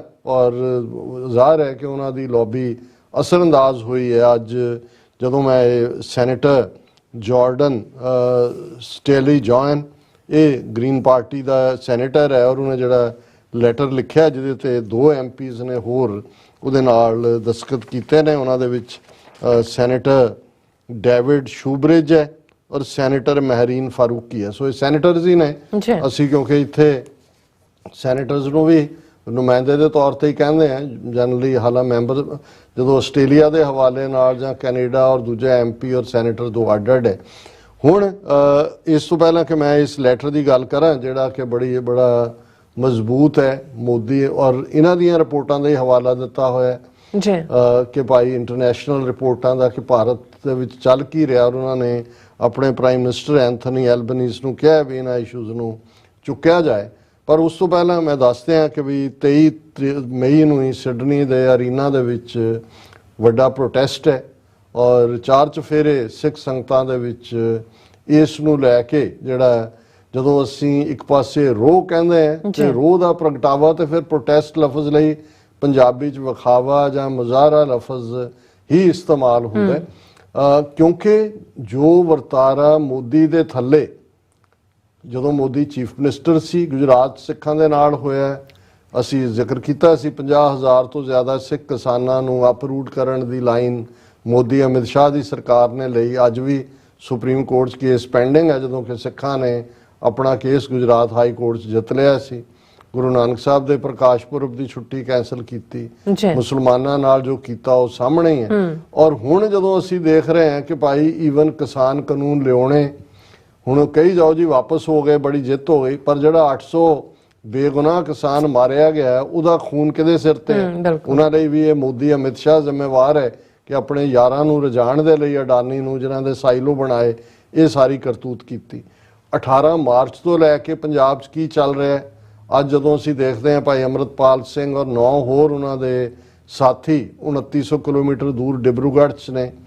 NIA ਨੇ 6 ਸਟੇਟਾਂ 'ਚ ਕੱਲ ਕੀ ਕੀਤਾ ਹੈ। ਅੱਜ ਪੰਜਾਬ ਪੁਲਿਸ ਦੇ 3000 ਪੁਲਿਸ ਜਵਾਨ ਜਿਹੜੇ ਨੇ 4000 ਤੋਂ ਜ਼ਿਆਦਾ ਸਿੱਖ ਘਰਾਂ 'ਚ ਛਾਪੇ ਮਾਰੇ ਨੇ।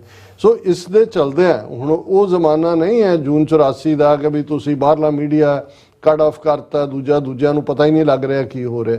ਔਰ ਆਸਟ੍ਰੇਲੀਆ ਦੇ ਵਿੱਚ ਕਿਉਂਕਿ ਵੱਡੀ ਗਿਣਤੀ 'ਚ ਇੰਟਰਨੈਸ਼ਨਲ ਸਿੱਖ ਸਟੂਡੈਂਟ ਆਏ ਨੇ, ਜਾਗਰੂਕ ਨੇ, ਜਿਹੜੇ ਉੱਥੇ ਵੀ ਐਕਟਿਵਿਸਟ ਜਿਹਨਾਂ ਜ਼ਮਾਨਿਆਂ 'ਚ 1990 'ਚ ਅਸੀਂ ਜਿਹੜਾ ਹੈ ਉਹ ਆਪਣੀ ਐਕਟੀਵਿਟੀ ਸਾਡੀ ਪੰਥਕ ਕਮੇਟੀ ਦੇ ਥੱਲੇ ਸੀ, ਸਾਡੀ ਬੜੀ ਸਟਰੋਂਗ ਆਸਟ੍ਰੇਲੀਆ ਦੀ ਸਿੱਖ ਫੈਡਰੇਸ਼ਨ ਦੀ ਯੂਨਿਟ ਸੀ। ਸਾਡੇ ਵੀਰ ਅਜੀਤ ਸਿੰਘ ਔਰ ਸਿਡਨੀ ਤੋਂ ਤਰਲੋਕ ਸਿੰਘ ਇਹ ਸਾਡੇ ਪੁਰਾਣੇ ਵਾਰੀਅਰ ਨੇ ਜਿਹੜੇ ਨੇ। ਔਰ ਹੁਣ ਵੀ ਜਦੋਂ ਅਸੀਂ ਦੇਖਦੇ ਹਾਂ ਕਿ ਭਾਈ ਉੱਥੇ ਕਾਫੀ ਐਕਟੀਵਿਟੀ ਇਸ ਹਵਾਲੇ ਨਾਲ ਹੈ। ਸੋ ਇੱਕ ਤਾਂ ਅਸੀਂ ਇਹ ਜ਼ੋਰਦਾਰ ਔਰ ਸਾਨੂੰ ਇਸ ਗੱਲ ਦੀ ਵੀ ਖੁਸ਼ੀ ਹੈ ਕਿ ਆਸਟ੍ਰੇਲੀਆ ਤੋਂ ਸਾਨੂੰ ਕਾਫੀ ਇਨਪੁਟ ਮਿਲਦੀ ਹੈ। ਵੱਡੀ ਗਿਣਤੀ 'ਚ ਸਾਡੀ ਵਿਊਅਰਸ਼ਿਪ ਅਮਰੀਕਾ ਕੈਨੇਡਾ ਤੋਂ ਬਾਅਦ ਹੁਣ ਆਸਟ੍ਰੇਲੀਆ ਦੇ ਵਿੱਚ ਹੈ ਕਿ ਵੱਡੀ ਗਿਣਤੀ ਦੇ ਵਿੱਚ ਪ੍ਰੋਟੈਸਟ ਦੇ ਵਿੱਚ ਸ਼ਮੂਲੀਅਤ ਕਰੋ। ਇਹ ਬੇਸ਼ੱਕ ਜਦੋਂ ਅਸੀਂ ਅੰਦਰੂਨੀ ਕੋਈ ਕਰ ਰਹੇ ਹੁੰਦੇ ਆ, ਬੇਸ਼ੱਕ ਅਸੀਂ ਧੜਿਆਂ 'ਚ ਸੋਚਦੇ ਆ, ਗਰੁੱਪਾਂ 'ਚ ਸੋਚਦੇ ਆ, ਪਰ ਜਦੋਂ ਸਾਨੂੰ ਇਹ ਨਜ਼ਰ ਆਏ ਕਿ ਵੀ ਇਹ ਸਾਡਾ ਮਸਾ ਰੰਗੜ ਆ ਰਿਹਾ ਜਾਂ ਸਾਡਾ ਜਿਹੜਾ ਇਹ ਜ਼ੁਲਮ ਕਰਨ ਵਾਲਾ ਆ ਰਿਹਾ ਜਿਹਨੇ ਕੀਤਾ ਤੇ ਫਿਰ ਦਰਬਾਰ ਸਾਹਿਬ ਤਾਂ ਸਭ ਸਿੱਖਾਂ ਦਾ ਸੀ, ਜਿਹੜੇ ਨਹੀਂ ਵੀ ਸਿੱਖ ਉਹਨਾਂ ਦਾ ਵੀ ਸੀ, ਉਹਨਾਂ ਨੂੰ ਵੀ ਸੀ ਵੀ ਇਹ ਕਰ ਰਿਹਾ। ਹੁਣ ਜੇ ਇਹ ਹਿੰਦੂਤਵਾ ਦੀ ਆਈਡੀਓਲੋਜੀ ਵਾਲੇ ਹੁਣ ਜਿੱਥੇ ਇਹਨਾਂ ਦੀਆਂ ਸਰਕਾਰਾਂ ਨੇ ਜਿਹੜੇ ਇਹਨਾਂ ਦੇ ਜਿੱਥੇ ਸੋ ਕਾਲਡ ਸਾਧੂ ਜਿਹੜੇ ਲਟੇਰੇ ਨੇ ਇਨਫੈਕਟ ਡਾਕੂ ਨੇ, ਹੁਣ ਉੱਤਰਾਖੰਡ ਦੇ ਵਿੱਚੋਂ ਸਾਧੂਆਂ ਦਾ ਇੱਕ ਗਰੁੱਪ ਕਹਿ ਰਿਹਾ ਕਿ ਉੱਤਰਾਖੰਡ में सिर्फ सनातनी ही रहने देंगे और कोई नहीं। ਉਹਦਾ ਮਤਲਬ ਕੀ ਹੈ ਕਿ ਸਿੱਖਾਂ ਮੁਸਲਮਾਨਾਂ ਈਸਾਈਆਂ ਦੇ ਲਈ ਕੋਈ ਥਾਂ ਨਹੀਂ ਹੈ। ਇਹੀ ਕੰਮ ਇਹਨਾਂ ਦੀਆਂ ਸੋ ਕਾਲਡ ਧਰਮ ਸੰਸਥਾ ਕਰਦੀਆਂ ਨੇ। ਤੇ ਇਹ ਸਿੱਖਾਂ ਨੂੰ ਸਮਝਣ ਦੀ ਲੋੜ ਹੈ ਕਿ ਭਾਈ ਬੇਸ਼ੱਕ ਅੰਦਰੂਨੀ ਤੌਰ ਤੇ ਕਮੇਟੀ 'ਚ ਪ੍ਰਧਾਨ ਕੌਣ ਹੈ, ਕਿਨੇ ਕਿਹਨੂੰ ਕੱਢਿਆ, ਕਿਨੇ ਕੱਲ ਨੂੰ ਕਿਹਨੂੰ ਬਣਾਉਣਾ, ਇਹ ਮੈਟਰ ਨਹੀਂ ਕਰਦਾ।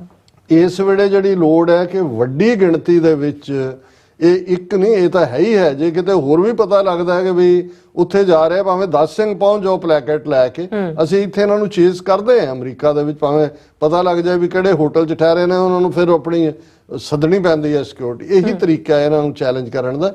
ਵੱਡੀ ਗਿਣਤੀ 'ਚ ਇਹਦੇ 'ਚ ਸ਼ਮੂਲੀਅਤ ਕਰੋ, ਔਰ ਜਿਹੜੀਆਂ ਗੁਰਦੁਆਰਾ ਕਮੇਟੀਆਂ ਜਾਂ ਇੰਡੀਵਿਜੂਅਲ ਜਾਂ ਜਿਵੇਂ ਆਸਟ੍ਰੇਲੀਅਨ ਸਿੱਖ ਗੇਮਸ ਵਾਲੇ, ਜਿਨ੍ਹਾਂ ਦੇ ਨਾਂ ਕਿਤੇ ਨਾ ਕਿਤੇ ਇਹਨਾਂ ਦੇ ਮੀਡੀਆ 'ਚ ਅਪੀਅਰ ਹੋਏ ਕਿ ਜੀ ਵੈਲਕਮਿੰਗ ਨੇ ਜਾਂ ਦੂਜੇ, ਉਹਨਾਂ ਨੂੰ ਅਸੀਂ ਜ਼ਰੂਰ ਅਪੀਲ ਹੀ ਕਰ ਸਕਦੇ ਹਾਂ ਕਿ ਭਾਈ ਤੁਸੀਂ ਵੀ ਸਿੱਖਾਂ ਦੇ ਘਰੀ ਜੰਮੇ ਹੋ, ਤੁਹਾਡੇ ਨਾਂ ਨਾਲ ਵੀ ਸਿੰਘ ਔਰ ਕੌਰ ਹੈ, ਤੁਹਾਡੇ 'ਚੋਂ ਬਹੁਤ ਸਾਰਿਆਂ ਦੇ ਸਿਰਾਂ ਤੇ ਦਸਤਾਰਾਂ ਵੀ ਹੋਣਗੀਆਂ, ਰੋਜ਼ ਰਾਤ ਨੂੰ ਕੰਘਾ ਵੀ ਫੇਰਦੇ ਹੋਵੋਗੇ, ਆਪਣੇ ਕੇਸਾਂ 'ਚ ਸ਼ਕਲ ਵੀ ਆਪਣੀ ਦੇਖਦੇ ਹੋਵੋਗੇ, ਤੇ ਤੁਸੀਂ ਵੀ ਉਸੇ ਗੁਰੂ ਦੇ ਸਿੱਖ ਹੋ ਜਿਹਦੇ 1.5 ਲੱਖ ਮਾਰ ਦਿੱਤੇ ਸਟੇਟ ਨੇ, ਜਿਹੜੇ ਅੱਜ ਜੇਲ੍ਹਾਂ 'ਚ ਫੜ ਫੜ ਕੇ ਡੱਕ ਰਹੇ ਨੇ, ਕਿਸੇ ਨੂੰ ਗੈਂਗਸਟਰ ਕਹਿ ਰਹੇ ਨੇ, ਕਿਸੇ ਨੂੰ ਟੈਰਰਿਸਟ ਕਹਿ ਰਹੇ ਨੇ, ਕਿਸੇ ਨੂੰ ਵੈਪਨਸ ਔਰ ਦੂਜੇ ਨਾਲ ਜੋੜ ਕੇ ਕਹਿ ਰਹੇ ਨੇ।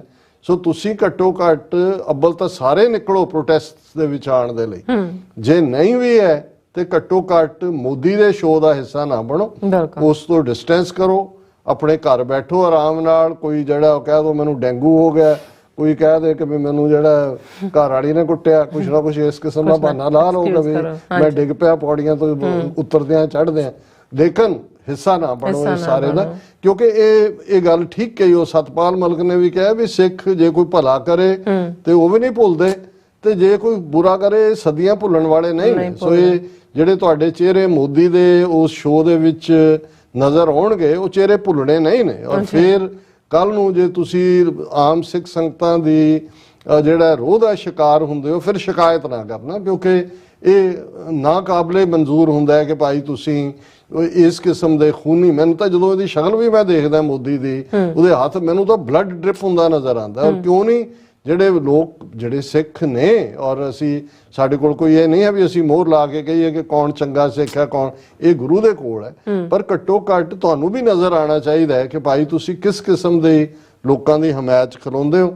ਔਰ ਘੜੀ ਬੜੀ ਤੇਜ਼ੀ ਨਾਲ ਅੱਗੇ ਜਾ ਰਹੀ ਹੈ, ਲੇਕਿਨ ਇਹ ਜਿਹੜੇ ਸੈਨੇਟਰ ਜਾਰਡਨ ਸਟੀਲ ਨੇ ਲੈਟਰ ਲਿਖਿਆ, ਔਰ ਜਿਹੜੀ ਉਹਨਾਂ ਦੀ ਹਮਾਇਤ ਦੇ ਵਿੱਚ ਜਿਨ੍ਹਾਂ ਨੇ ਨਾਲ ਕੋ ਥੱਲੇ ਦਸਤਖਤ ਕੀਤੇ ਨੇ, ਸੈਨੇਟਰ ਡੇਵਿਡ ਸ਼ੂਬਰਿਜ ਔਰ ਸੈਨੇਟਰ ਮਹਿਰੀਨ ਫਾਰੂਕੀ, ਔਰ ਉਹਦੇ 'ਚ ਉਹਨਾਂ ਨੇ ਪੂਰਾ ਪ੍ਰਾਈਮ ਮਿਨਿਸਟਰ ਨੂੰ ਐਡਰੈਸ ਕਰਦਿਆਂ ਹਵਾਲਾ ਦਿੱਤਾ ਕਿ ਭਾਈ ਅਸੀਂ ਜਿਹੜਾ ਪੰਜਾਬੀਆਂ, ਕਸ਼ਮੀਰੀਆਂ, ਹਿਊਮਨ ਰਾਈਟਸ ਕੈਂਪੇਨਰ, ਜਿਨ੍ਹਾਂ ਦੇ ਵਿੱਚ ਮੁਸਲਿਮ ਸਿੱਖ ਕਮਿਊਨਿਟੀ ਸ਼ਾਮਲ ਨੇ, ਇਹ ਸਾਰੇ ਕੰਸਰਨ ਨੇ ਜੋ ਇੰਡੀਆ ਦੇ ਵਿੱਚ ਹੋ ਰਿਹਾ ਹੈ, freedom of religion, expression, protest, ਔਰ ਇਹ ਜਿਹੜੇ ਨੇ ਸਾਰਿਆਂ ਦੇ ਉੱਤੇ ਪਾਬੰਦੀਆਂ ਨੇ।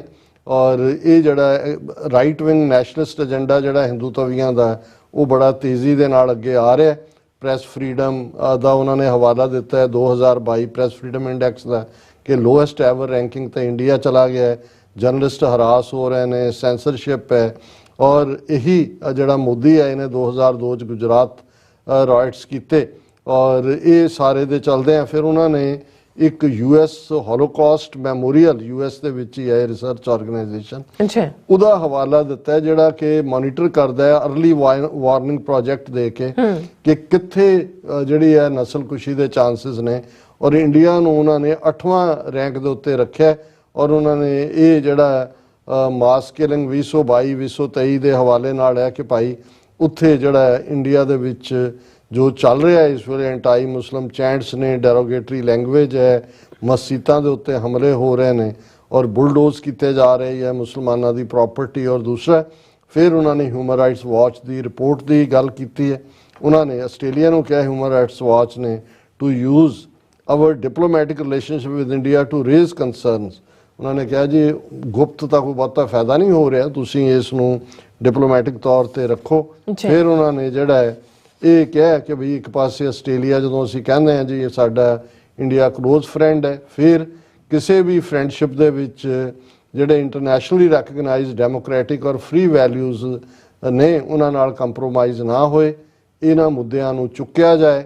ਔਰ ਜੇ ਇੰਡੀਆ ਨੂੰ ਅਸੀਂ ਟਰੂ ਫਰੈਂਡ ਦੇ ਤੌਰ ਦੇ ਉੱਤੇ ਆਪਣਾ ਅੱਗੇ ਤੋਰਨਾ, ਫਿਰ ਜਿਹੜੀਆਂ ਨੇ ਸਿਵਲ ਸੁਸਾਇਟੀ ਔਰ ਡੈਮੋਕ੍ਰੇਸੀ, ਇਹ ਜਿਹੜੀਆਂ ਇਹਨਾਂ ਦੀਆਂ ਵੈਲਿਊਜ਼ ਨੇ, ਉਸ ਬਾਰੇ ਸਾਡੀ ਜਿਹੜੀ ਅਪਰੋਚ ਹੈ ਉਹ ਕੰਸਿਸਟੈਂਟ ਹੋਣੀ ਚਾਹੀਦੀ ਹੈ। ਅਸੀਂ ਕੰਡੈਮ ਕਰੀਏ ਜੋ ਗਲਤ ਹੋ ਰਿਹਾ, ਔਰ ਇਹ ਜਿਹੜਾ it is paramount that Australian government raise concerns as soon as possible demonstrating to the members of Indian diaspora in Australia and overseas that Australia will not ignore Prime Minister Modi government's actions which could have a detrimental impact on the future of India and our region ਕਿ ਜੋ ਇਹਨਾਂ ਦੀਆਂ ਨੀਤੀਆਂ ਨੇ ਇਕੱਲਾ ਭਾਰਤ ਲਈ ਨਹੀਂ ਸਾਡੇ ਖਿੱਤੇ ਲਈ ਵੀ ਇਹ ਜਿਹੜਾ ਇਹ ਮਾੜਾ ਅਸਰ ਛੱਡਣਗੇ ਔਰ ਨਾਲ ਦੀ ਨਾਲ ਉਹਨਾਂ ਨੇ ਕਿਹਾ ਵੀ ਅਸੀਂ ਵੀ look forward to seeing your public advocacy on behalf of minority groups across India and to hearing that further actions you will be taking to express Australia's concern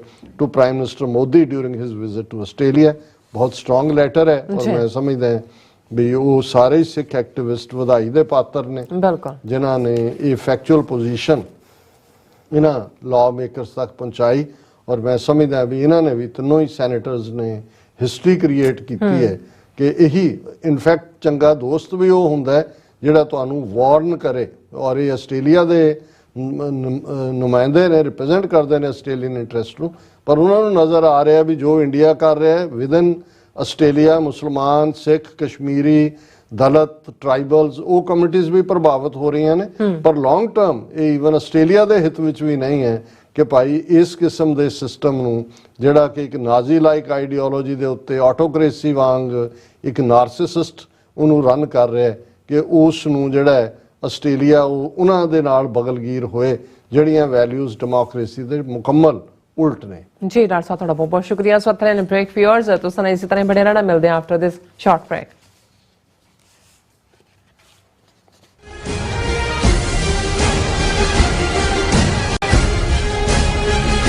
Waheguru ji ਕਾ ਖਾਲਸਾ ਵਾਹਿਗੁਰੂ ਜੀ ਕੀ ਫਤਿਹ। ਖਾਲਸਾ ਸਾਜਨਾ ਦਿਵਸ ਨੂੰ ਸਮਰਪਿਤ 15ਵਾਂ ਸਾਲਾਨਾ ਨਗਰ ਕੀਰਤਨ ਗੁਰਦੁਆਰਾ ਸਿੰਘ ਸਭਾ ਅਤੇ ਗੁਰਦੁਆਰਾ ਦਸ਼ਮੇਸ਼ ਦਰਬਾਰ ਕਾਟਰੇਟ ਨਿਊ ਜਰਸੀ ਵਿਖੇ ਮਿਤੀ 20 ਮਈ ਦਿਨ ਸ਼ਨੀਚਰਵਾਰ ਨੂੰ ਕੱਢਿਆ ਜਾ ਰਿਹਾ ਹੈ ਜੋ ਸਿਟੀ ਹਾਲ ਵਿਖੇ 11:30 ਵਜੇ ਨਿਸ਼ਾਨ ਸਾਹਿਬ ਚਲਾਉਣ ਤੋਂ ਉਪਰੰਤ ਸ੍ਰੀ ਗੁਰੂ ਗ੍ਰੰਥ ਸਾਹਿਬ ਜੀ ਦੀ ਛਤਰ ਛਾਇਆ ਹੇਠ ਪੰਜਾਂ ਪਿਆਰਿਆਂ ਦੀ ਅਗਵਾਈ ਵਿੱਚ ਚੱਲਦਾ ਹੋਇਆ ਕਾਟਰੇਟ ਪਾਰਕ ਵਿਖੇ ਪਹੁੰਚੇਗਾ।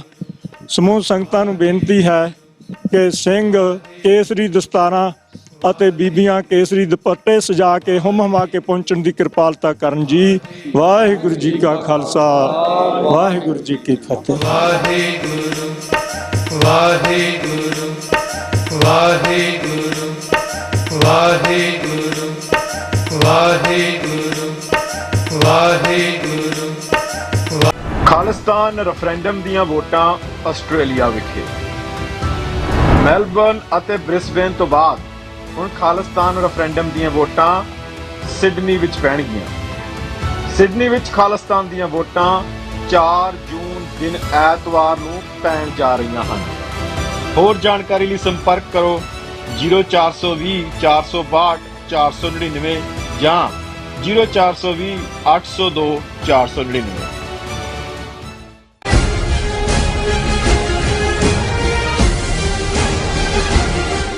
Viewers welcome back on programme. So viewers ਗੱਲਬਾਤ ਕਰਨ ਜਾ ਰਹੇ ਹਾਂ ਕਿ ਜੂਨ 84 ਦੇ ਪਹਿਲੇ ਹਫਤੇ ਭਾਰਤੀ ਸਟੇਟ ਵੱਲੋਂ ਸਿੱਖ ਕੌਮ ਦੇ ਖਿਲਾਫ ਵਿੱਢੀ ਗਈ ਜੰਗ ਵਿੱਚ ਹੁਣ ਕਾਫੀ ਤੇਜ਼ੀ ਲਿਆਂਦੀ ਗਈ ਹੈ।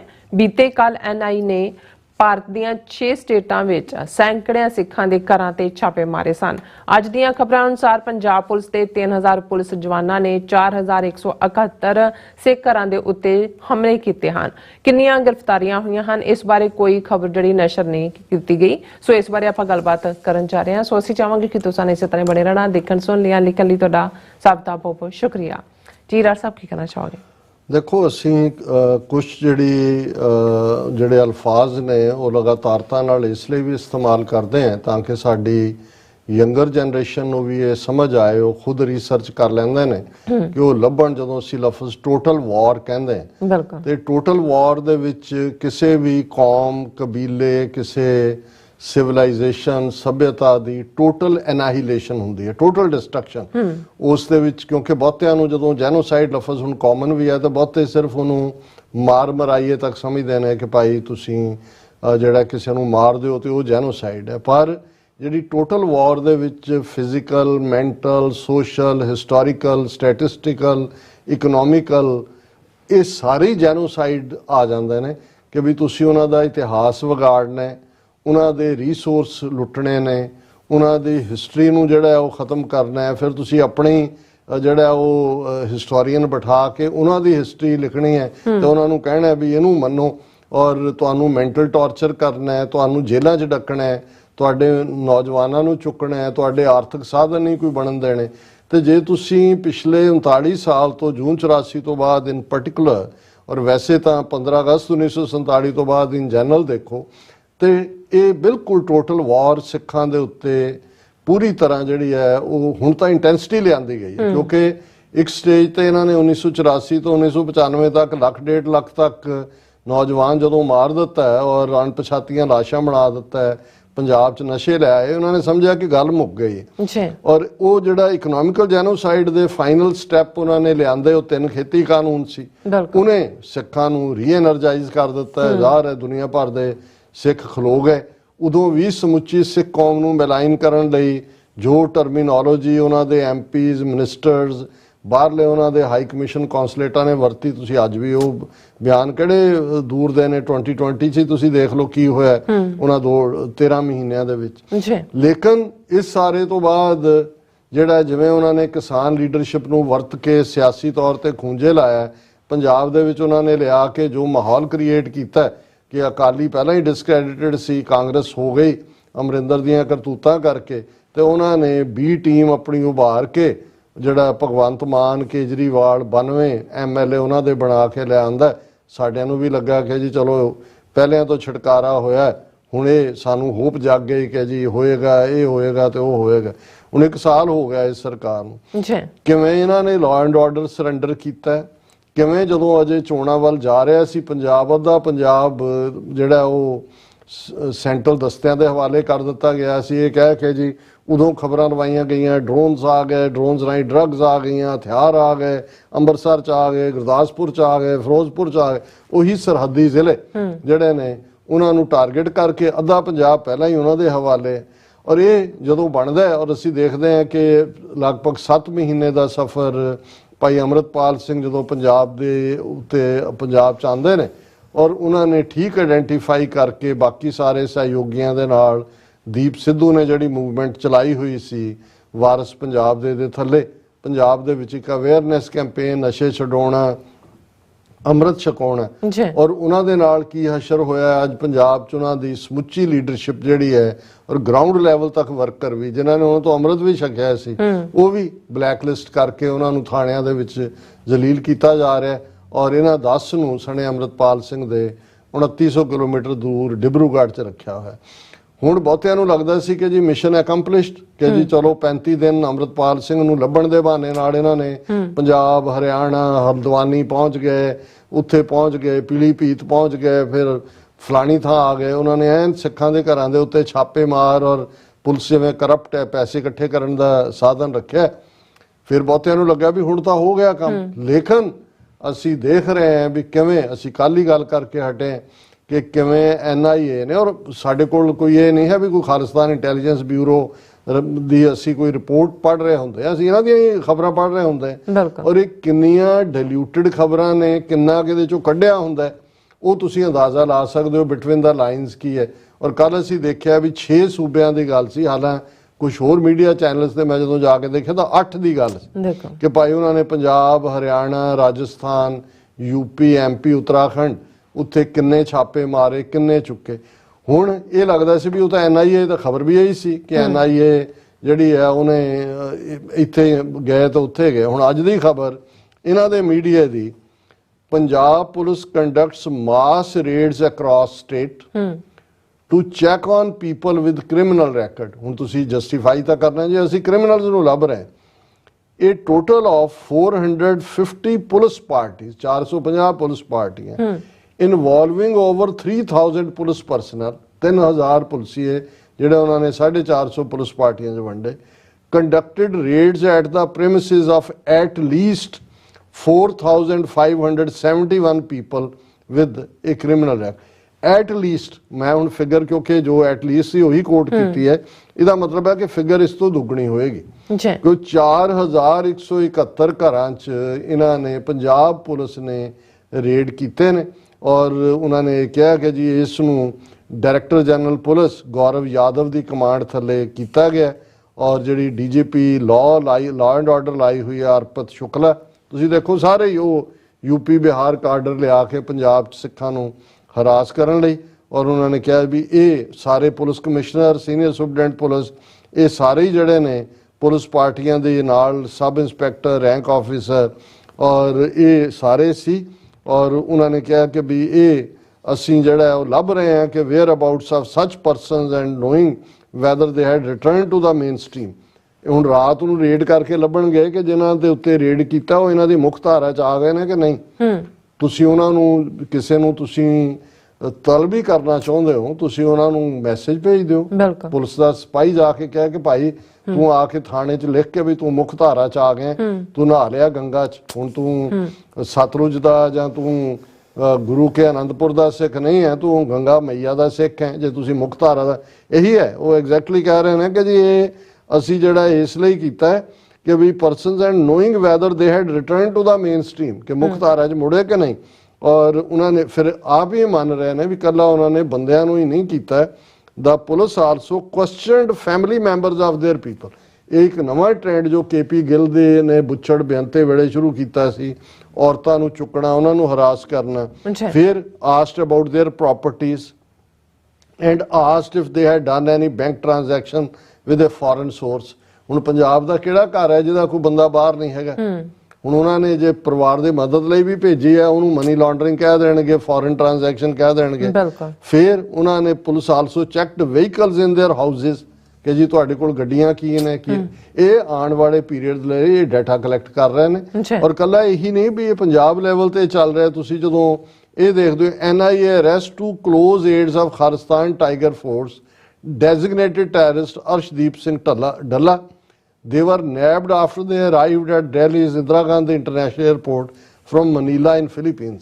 ਹੁਣ ਦੋ ਸਿੱਖ ਨੌਜਵਾਨ ਮਨੀਲਾ ਫਿਲੀਪੀਨਸ ਤੋਂ ਦਿੱਲੀ ਉਤਰਦੇ ਨੇ, ਉਹਨਾਂ ਨੂੰ NIA ਚੁੱਕ ਲੈਂਦੀ ਹੈ ਕਿ ਜੀ ਜਿਹੜਾ ਕੈਨੇਡਾ ਦੇ ਵਿੱਚ ਅਸੀਂ ਬਣਾਇਆ ਜਿਹਨੂੰ ਦਹਿਸ਼ਤਗਰਦ ਅਰਸ਼ਦੀਪ ਸਿੰਘ, ਉਹਦੇ ਨਾਲ ਇਹਦੇ ਸੰਬੰਧ ਨੇ। ਸੋ ਮਤਲਬ ਇਹ ਹੈ ਵੀ ਇਹ ਜਿਹੜੀ ਟੋਟਲ ਵਾਰ ਹੈ ਔਰ ਇਹ ਉਹਨਾਂ ਲਈ ਖਾਸ ਤੌਰ ਤੇ ਜਿਵੇਂ ਹੁਣ ਆਸਟ੍ਰੇਲੀਆ 'ਚ ਮੋਦੀ ਨੇ ਆਉਣਾ, ਉਹਦੇ 23 ਤਰੀਕ ਸ਼ਾਮ ਦਾ ਪ੍ਰੋਟੈਸਟ ਹੈ, ਜਾਂ 22 ਜੂਨ ਅਮਰੀਕਾ ਵਾਈਟ ਹਾਊਸ ਦੇ ਬਾਹਰ। ਔਰ ਸਾਡੇ ਵੀਰ ਯੁਵਰਾਜ ਸ਼ਾਹ ਸਾਹਿਬ ਨੇ ਸਾਨੂੰ ਇਹਦੇ ਲਈ ਇੱਕ ਲੈਟਰ ਵੀ ਲਿਖਿਆ ਸੀ, ਆਉਣ ਵਾਲੇ ਦਿਨਾਂ 'ਚ ਡਿਸਕਸ ਕਰਾਂਗੇ। ਇਹ ਖਬਰਾਂ ਤਾਂ ਬਾਰ-ਬਾਰ ਇਹਨਾਂ ਨੂੰ ਡਿਸਕਸ ਕਰਨ ਦਾ ਮਤਲਬ ਉਹਨਾਂ ਲੋਕਾਂ ਦੇ ਜਿਹੜਾ ਉਹ ਨਾਰੀਅਲਾਂ ਦੇ ਵਿੱਚ ਇਹ ਗੱਲ ਪਾਉਣੀ ਹੈ। ਇੱਕ ਡਾਇਲੌਗ ਸੀ, ਉਹ ਕਹਿੰਦਾ ਜੀ ਨਾਰੀਅਲਾਂ 'ਚੋਂ ਕਹਿੰਦਾ ਨਹੀਂ ਸਾਡਾ ਖੋਪੜੀ ਹੁੰਦੀ ਹੈ, ਜਿਹਨੂੰ ਸਮਝ ਨਾ ਆਏ ਉਹਨੂੰ ਨਾਰੀਅਲ ਕਹਿੰਦੇ ਕਿ ਭਾਈ ਤੁਸੀਂ ਘੱਟੋ ਘੱਟ ਇਹੀ ਦੇਖੋ ਆਪਣੇ ਭਰਾਵਾਂ ਵੱਲ ਹੀ, ਔਰ ਇਹ ਮਤ ਸਮਝੋ ਕਿ ਅੱਜ ਦੂਸਰਿਆਂ ਨਾਲ ਹੋ ਰਿਹਾ। ਤੁਹਾਡੇ ਪੱਗ ਕਾਲੀ ਹੈ ਕਿ ਚਿੱਟੀ ਹੈ, ਤੁਸੀਂ ਤਿਰੰਗੇ ਵਾਲੀ ਪੱਗ ਵੀ ਬੰਨ ਲਓਗੇ, ਤੁਸੀਂ ਮੌਲੀ ਦਾ ਲਾਲ ਧਾਗਾ ਵੀ ਬੰਨ ਲਓਗੇ, ਧੋਤੀ ਵੀ ਬੰਨ ਲਓਗੇ, ਤੁਹਾਨੂੰ ਉਹਨਾਂ ਨੇ ਛੱਡਣਾ ਨਹੀਂ ਹੈ। ਤੁਹਾਡੇ ਟੱਬਰ ਵੀ ਸੂਨਰ ਔਰ ਲੇਟਰ ਇਹਨਾਂ ਦੀ ਹਿੰਦੂਤਵੀ ਦਹਿਸ਼ਤਗਰਦੀ ਦਾ ਸ਼ਿਕਾਰ ਹੋਣਗੇ। ਸੋ ਇਹ ਗੱਲ ਸਮਝਣ ਦੀ ਲੋੜ ਹੈ ਕਿ ਟੋਟਲ ਵਾਰ ਜਿਹੜੀ ਸਿੱਖ ਕੌਮ ਦੇ ਖਿਲਾਫ ਵਿੱਢੀ ਹੋਈ ਹੈ, ਉਹਨੂੰ ਇਹਨਾਂ ਨੇ ਇੰਟੈਂਸੀਫਾਈ ਕੀਤਾ ਹੈ, ਪ੍ਰਚੰਡ ਕੀਤਾ ਜੀ। ਡਾਕਟਰ ਸਾਹਿਬ ਤੁਹਾਡਾ ਬਹੁਤ ਬਹੁਤ ਸ਼ੁਕਰੀਆ। ਸੋ ਲੈਣਾ ਬ੍ਰੇਕ। ਵਿਊਅਰਸ ਦੋਸਤਾਂ ਨਾਲ ਇਸ ਤਰ੍ਹਾਂ ਜੁੜੇ ਰਹਿਣਾ, ਮਿਲਦੇ ਹਾਂ ਛੋਟੇ ਜਿਹੇ ਵਕਫੇ ਤੋਂ ਬਾਅਦ।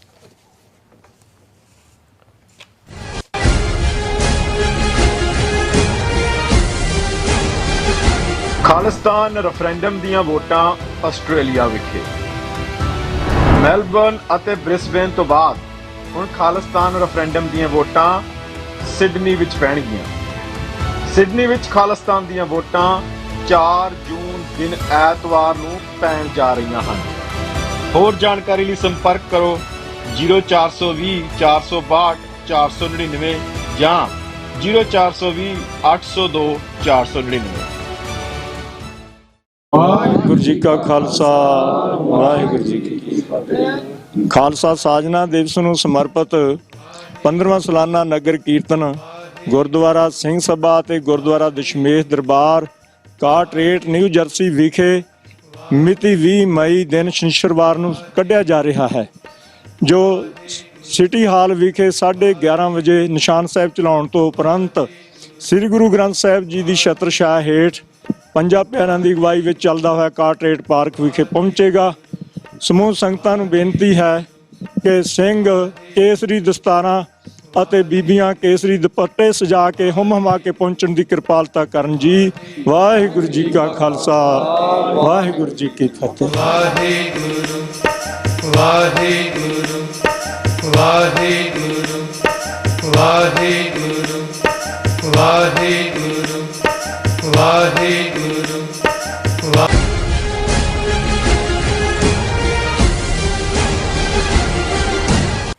ਦਰਸ਼ਕੋ ਬ੍ਰੇਕ ਤੋਂ ਬਾਅਦ ਤੁਹਾਡਾ ਸਭ ਦਾ ਭਰਪੂਰ ਸਵਾਗਤ ਹੈ। ਸੋ ਵੀਅਰਸ, ਗੱਲਬਾਤ ਕਰਨ ਜਾ ਰਹੇ ਹਾਂ ਕਿ ਪਿਛਲੇ ਦਿਨੀ ਭਾਰਤ ਦੀ ਤ੍ਰਿਪੁਰਾ ਸਟੇਟ ਦੇ ਮੁੱਖ ਮੰਤਰੀ ਨੇ ਦਾਅਵਾ ਕੀਤਾ ਹੈ ਕਿ ਇੰਟਰਨੈਟ ਦੀ ਕਾਢ ਹਜ਼ਾਰਾਂ ਸਾਲ ਪਹਿਲੇ ਹਿੰਦੂਆਂ ਨੇ ਕੱਢੀ ਸੀ। ਯਾਦ ਰਹੇ, ਇਸ ਤੋਂ ਪਹਿਲਾਂ ਮੋਦੀ ਸਮੇਤ ਬੀਜੇਪੀ ਦੇ ਲੀਡਰਾਂ ਵੱਲੋਂ ਦਾਅਵੇ ਕੀਤੇ ਗਏ ਹਨ ਕਿ ਹਵਾਈ ਜਹਾਜ਼, plastic surgery, test tube babies, ਇਹ ਸਭ ਪੁਰਾਤਨ ਹਿੰਦੂਆਂ ਦੀਆਂ ਹੀ ਕਾਢਾਂ ਹਨ। ਸੋ ਇਸ ਬਾਰੇ ਆਪਾਂ ਗੱਲਬਾਤ ਕਰਨ ਤੋਂ ਪਹਿਲਾਂ ਆਪਾਂ ਜਿਹੜੇ ਲਾਈਵ ਮੈਸੇਜ ਨੇ ਜਿਹੜੇ YouTube ਦੇ ਉੱਪਰ ਉਹ ਆਪਾਂ ਤੁਹਾਡੇ ਨਾਲ ਡਿਸਕਸ ਕਰਨ ਜਾ ਰਹੇ ਹਾਂ। ਸੋ ਜ਼ੁਬੇਰ ਯਾਕੂਬ ਜੀ ਐਵਰੀਡੇ ਆਉਂਦੇ ਨੇ, ਉਹਨਾਂ ਦੇ ਬਹੁਤ ਸਾਰੇ ਮੈਸੇਜ ਹੁੰਦੇ ਨੇ। ਸੋ ਉਹਨਾਂ ਦਾ ਆਪਾਂ ਸ਼ੁਕਰੀਆ ਅਦਾ ਪਹਿਲਾਂ ਹੀ ਕਰ ਦਿੰਦੇ ਹਾਂ। ਔਰ ਟੌਪ ਜੱਟ 47 ਐਲੇ, ਉਹਨਾਂ ਦੇ ਵੀ ਕਾਫੀ ਸਾਰੇ ਮੈਸੇਜ ਨੇ, ਬਹੁਤ ਬਹੁਤ ਸ਼ੁਕਰੀਆ। ਸੋ ਕਹਿੰਦੇ ਨੇ ਕਿ ਜ਼ੁਬੇਰ ਯਾਕੂਬ ਜੀ ਕਹਿੰਦੇ ਦੈਟ ਯੂ ਖਾਲਿਸਤਾਨ ਟੌਪ ਜੱਟ, ਉਹਨਾਂ ਨੇ ਆਪਸ ਵਿੱਚ ਕਨਵਰਸੇਸ਼ਨ ਕਰ ਰਹੇ ਨੇ। ਸੋ ਇਹਨਾਂ ਦਾ ਬਹੁਤ ਬਹੁਤ ਸ਼ੁਕਰੀਆ। ਸੋ ਮੈਂ ਸ਼ੁਰੂ ਕਰਦੀ ਹਾਂ। ਸੈਦ ਇਕਬਾਲ ਜੀ ਕਹਿੰਦੇ ਡਾਕਟਰ ਸਾਹਿਬ there is no way they will change, we need to find our destination। ਬਿਲਕੁਲ ਠੀਕ ਫਰਮਾਇਆ। ਸੋ ਸਿੰਘ ਗਰਚਾ ਜੀ ਕਹਿੰਦੇ ਨੇ ਕਿ ਖਾਲਿਸਤਾਨ ਜ਼ਿੰਦਾਬਾਦ। ਔਰ ਇਸੇ ਤਰ੍ਹਾਂ ਮੈਸੇਜ ਆਏਗਾ ਹੈ ਸਾਡੇ ਕੋਲ, ਵਾਹਿਗੁਰੂ ਕਹਿੰਦੇ ਨੇ ਕਿ ਪੰਜਾਬ ਰੈਫਰੈਂਡਮ ਜ਼ਿੰਦਾਬਾਦ। ਔਰ ਉਹਨਾਂ ਨੇ ਭਾਰਤ ਨੂੰ ਲਿਖਿਆ ਗੰਦਸਤਾਨ। ਔਰ ਜ਼ਬੇਰ ਯਾਕੂਬ ਜੀ ਕਹਿੰਦੇ ਨੇ ਕਿ India is very very happy about the situation in Pakistan, ਲੇਕਿਨ ਖਾਲਿਸਤਾਨ तो बनेगा और कश्मीर भी आज़ाद होगा। सो एग्जैक्टली सो इसे तरह साढ़े कोल मैसेज है गए है। वाहिगुरू जी कहते हैं कि आस्ट्रेलिया भारत दहशतगर्द ते पूर्ण तौर ते पाबंदी लगाई जावे। ਇਹਨਾਂ ਨੂੰ ਜੋ ਮਰਜ਼ੀ ਕਹਿ ਲਓ, ਬ੍ਰਾਹਮਣ ਉੱਲੂ ਦੇ ਪੱਠੇ ਹਨ। ਕੁਲਦੀਪ ਕੌਰ ਕਹਿੰਦੇ ਨੇ ਕਿ ਪੰਜਾਬ ਹੱਲ ਖਾਲਿਸਤਾਨ। ਬਲਜੀਤ ਵਰੈਚ ਜੀ ਸਾਨੂੰ ਫਤਿਹ ਬੁਲਾਉਂਦੇ ਨੇ। ਔਰ ਅਵਤਾਰ ਸਿੰਘ ਜੀ ਕਹਿੰਦੇ ਨੇ ਕਿ ਖਾਲਿਸਤਾਨ ਜ਼ਿੰਦਾਬਾਦ। ਔਰ ਇਸੇ ਤਰ੍ਹਾਂ ਜਸ ਜੀ ਕਹਿੰਦੇ ਨੇ ਕਿ Hindu mandirs can be blocked, booked with pandits on deck, no untouchables, please Ram Ram. So ਇਸੇ ਤਰ੍ਹਾਂ ਮੈਸੇਜ ਸਾਡੇ ਕੋਲ ਹੈਗਾ ਲਖਵਿੰਦਰ ਸਿੰਘ ਪੰਨੂ, ਕਹਿੰਦੇ ਨੇ ਕਿ ਪੱਟੀ ਤਾਰਨ ਆ ਖਾਲਿਸਤਾਨ ਮੇਖਾ ਉੱਥੋਂ ਹੀ ਬਿਲੋਂਗ ਕਰਦੇ ਨੇ। ਸੋ ਕੌਰ ਜੀ ਕਹਿੰਦੇ ਨੇ ਕੋਈ ਵਾਪਸ ਨਹੀਂ ਹੋਏ, ਸਾਇਲੋ ਚੱਲ ਰਹੇ, ਤੁਸੀਂ ਸਾਇਲੋ ਦੀ ਗੱਲ ਕੀਤੀ ਹੈ। ਸੋ ਇਸੇ ਤਰ੍ਹਾਂ ਸਾਡੇ ਕੋਲ ਮੈਸੇਜ ਹੈਗਾ ਹੈ ਕਿ ਜ਼ੁਬੇਰ ਜੀ ਹੋਰਾਂ ਦਾ, ਇਹ ਕਹਿੰਦੇ ਨੇ for Kashmir they have to decide what they want, total independence or want to join Pakistan, not a single Kashmiri, want to stay ਕਸ਼ਮੀਰੀਆਂ ਨੇ ਦੇਖਣਾ ਵੀ ਉਹਨੇ ਵਿਦ ਇੰਡੀਆ। ਬਿਲਕੁਲ ਹਾਂਜੀ, ਉਹ ਭਾਰਤ ਨਾਲ ਨਹੀਂ ਰਹਿਣਾ ਚਾਹੁੰਦੇ, ਇਹ ਗੱਲ ਪੱਥਰ ਤੇ ਲਕੀਰ ਹੈ। ਬਿਲਕੁਲ।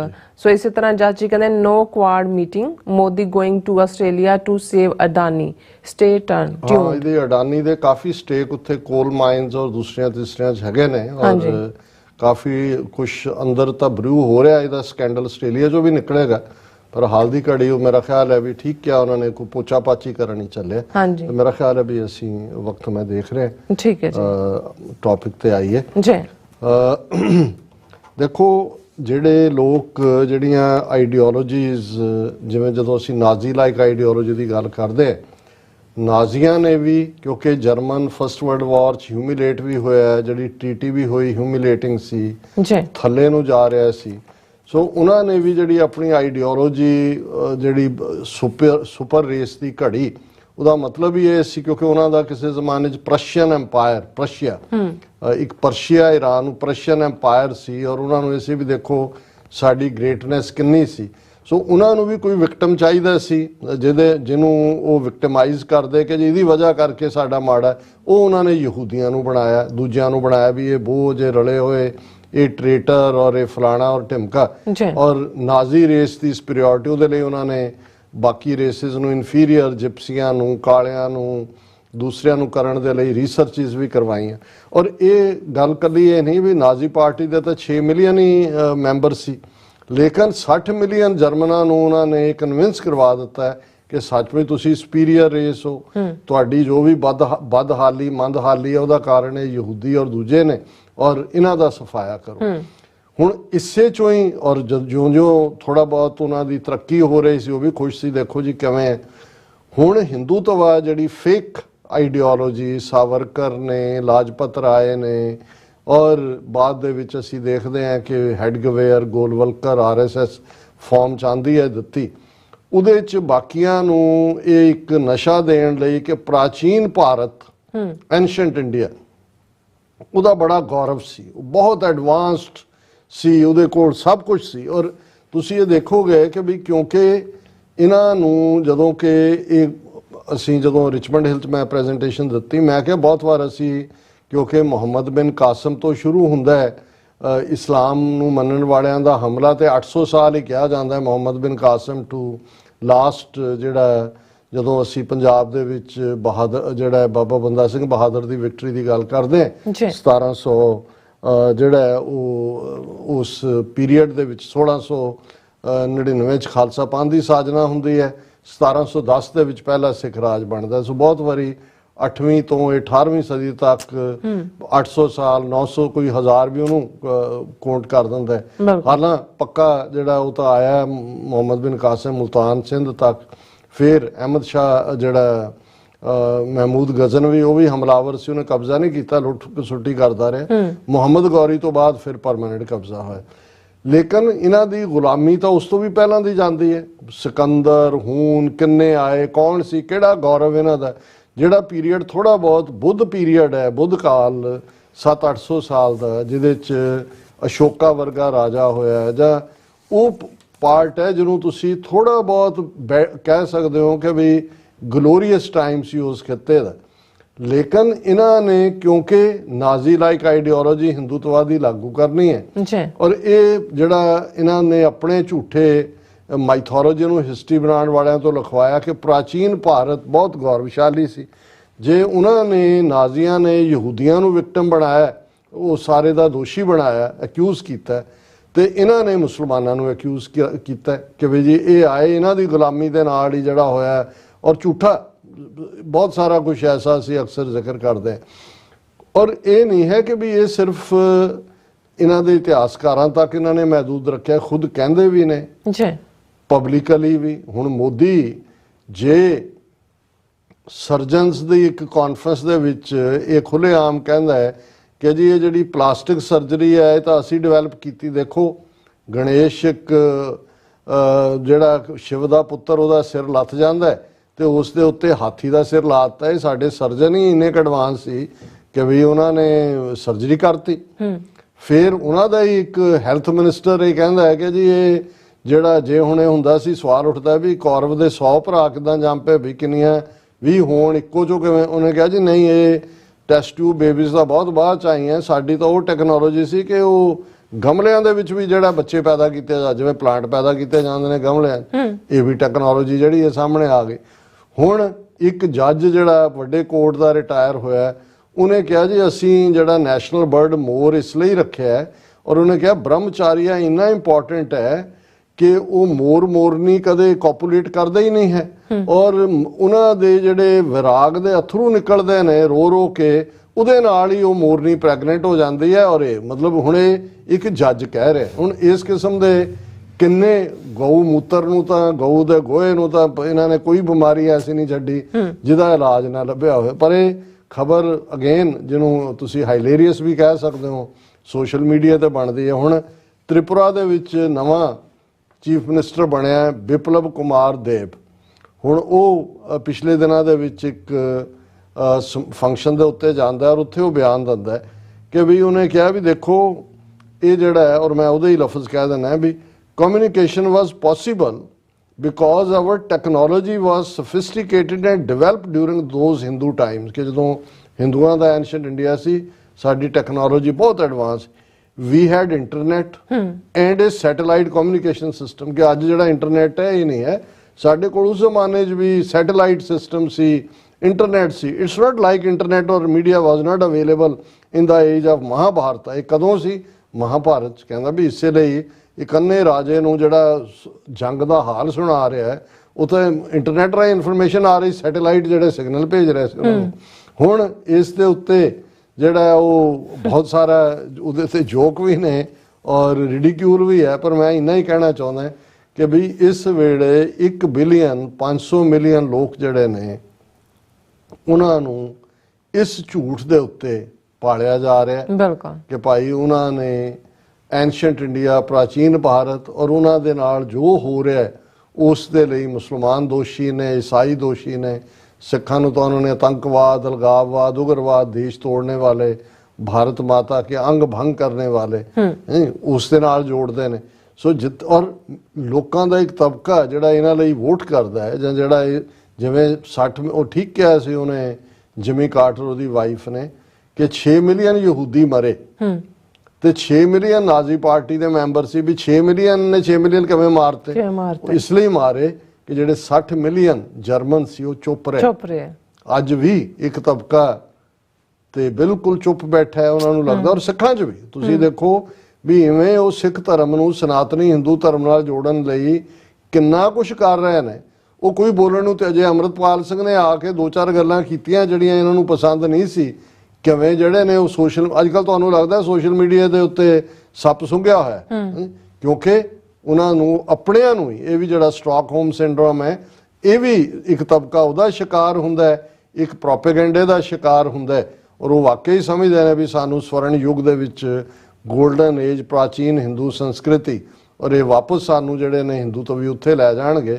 ਇਹ ਤੁਹਾਨੂੰ ਇੰਡੀਅਨ ਓਸ਼ਨ 'ਚ ਡੋਬਣਗੇ ਤੇ ਵੈਸੇ ਉਸ ਡੁੱਬਣ ਦੇ ਵਿੱਚ ਅਸੀਂ ਵੀ ਇੱਕ ਠੁੱਡ ਮਾਰਾਂਗੇ ਜ਼ਰੂਰ ਕਿ ਜੇ ਤੁਸੀਂ ਵੀ ਇਸ ਨੂੰ ਨਹੀਂ ਸਮਝਦੇ ਤੇ ਤੁਸੀਂ ਵੀ ਫਿਰ ਡੁੱਬਣ ਦੇ ਹੱਕਦਾਰ। ਜੀ ਡਾਕਟਰ ਸਾਹਿਬ, ਤੁਹਾਡਾ ਬਹੁਤ ਬਹੁਤ ਧੰਨਵਾਦ। ਸੋ ਲੈਣਾ ਬ੍ਰੇਕ। ਵਿਊਅਰਸ, ਤੁਸੀਂ ਕਿਤੇ ਨਹੀਂ ਜਾਣਾ, ਮਿਲਦੇ after this short break.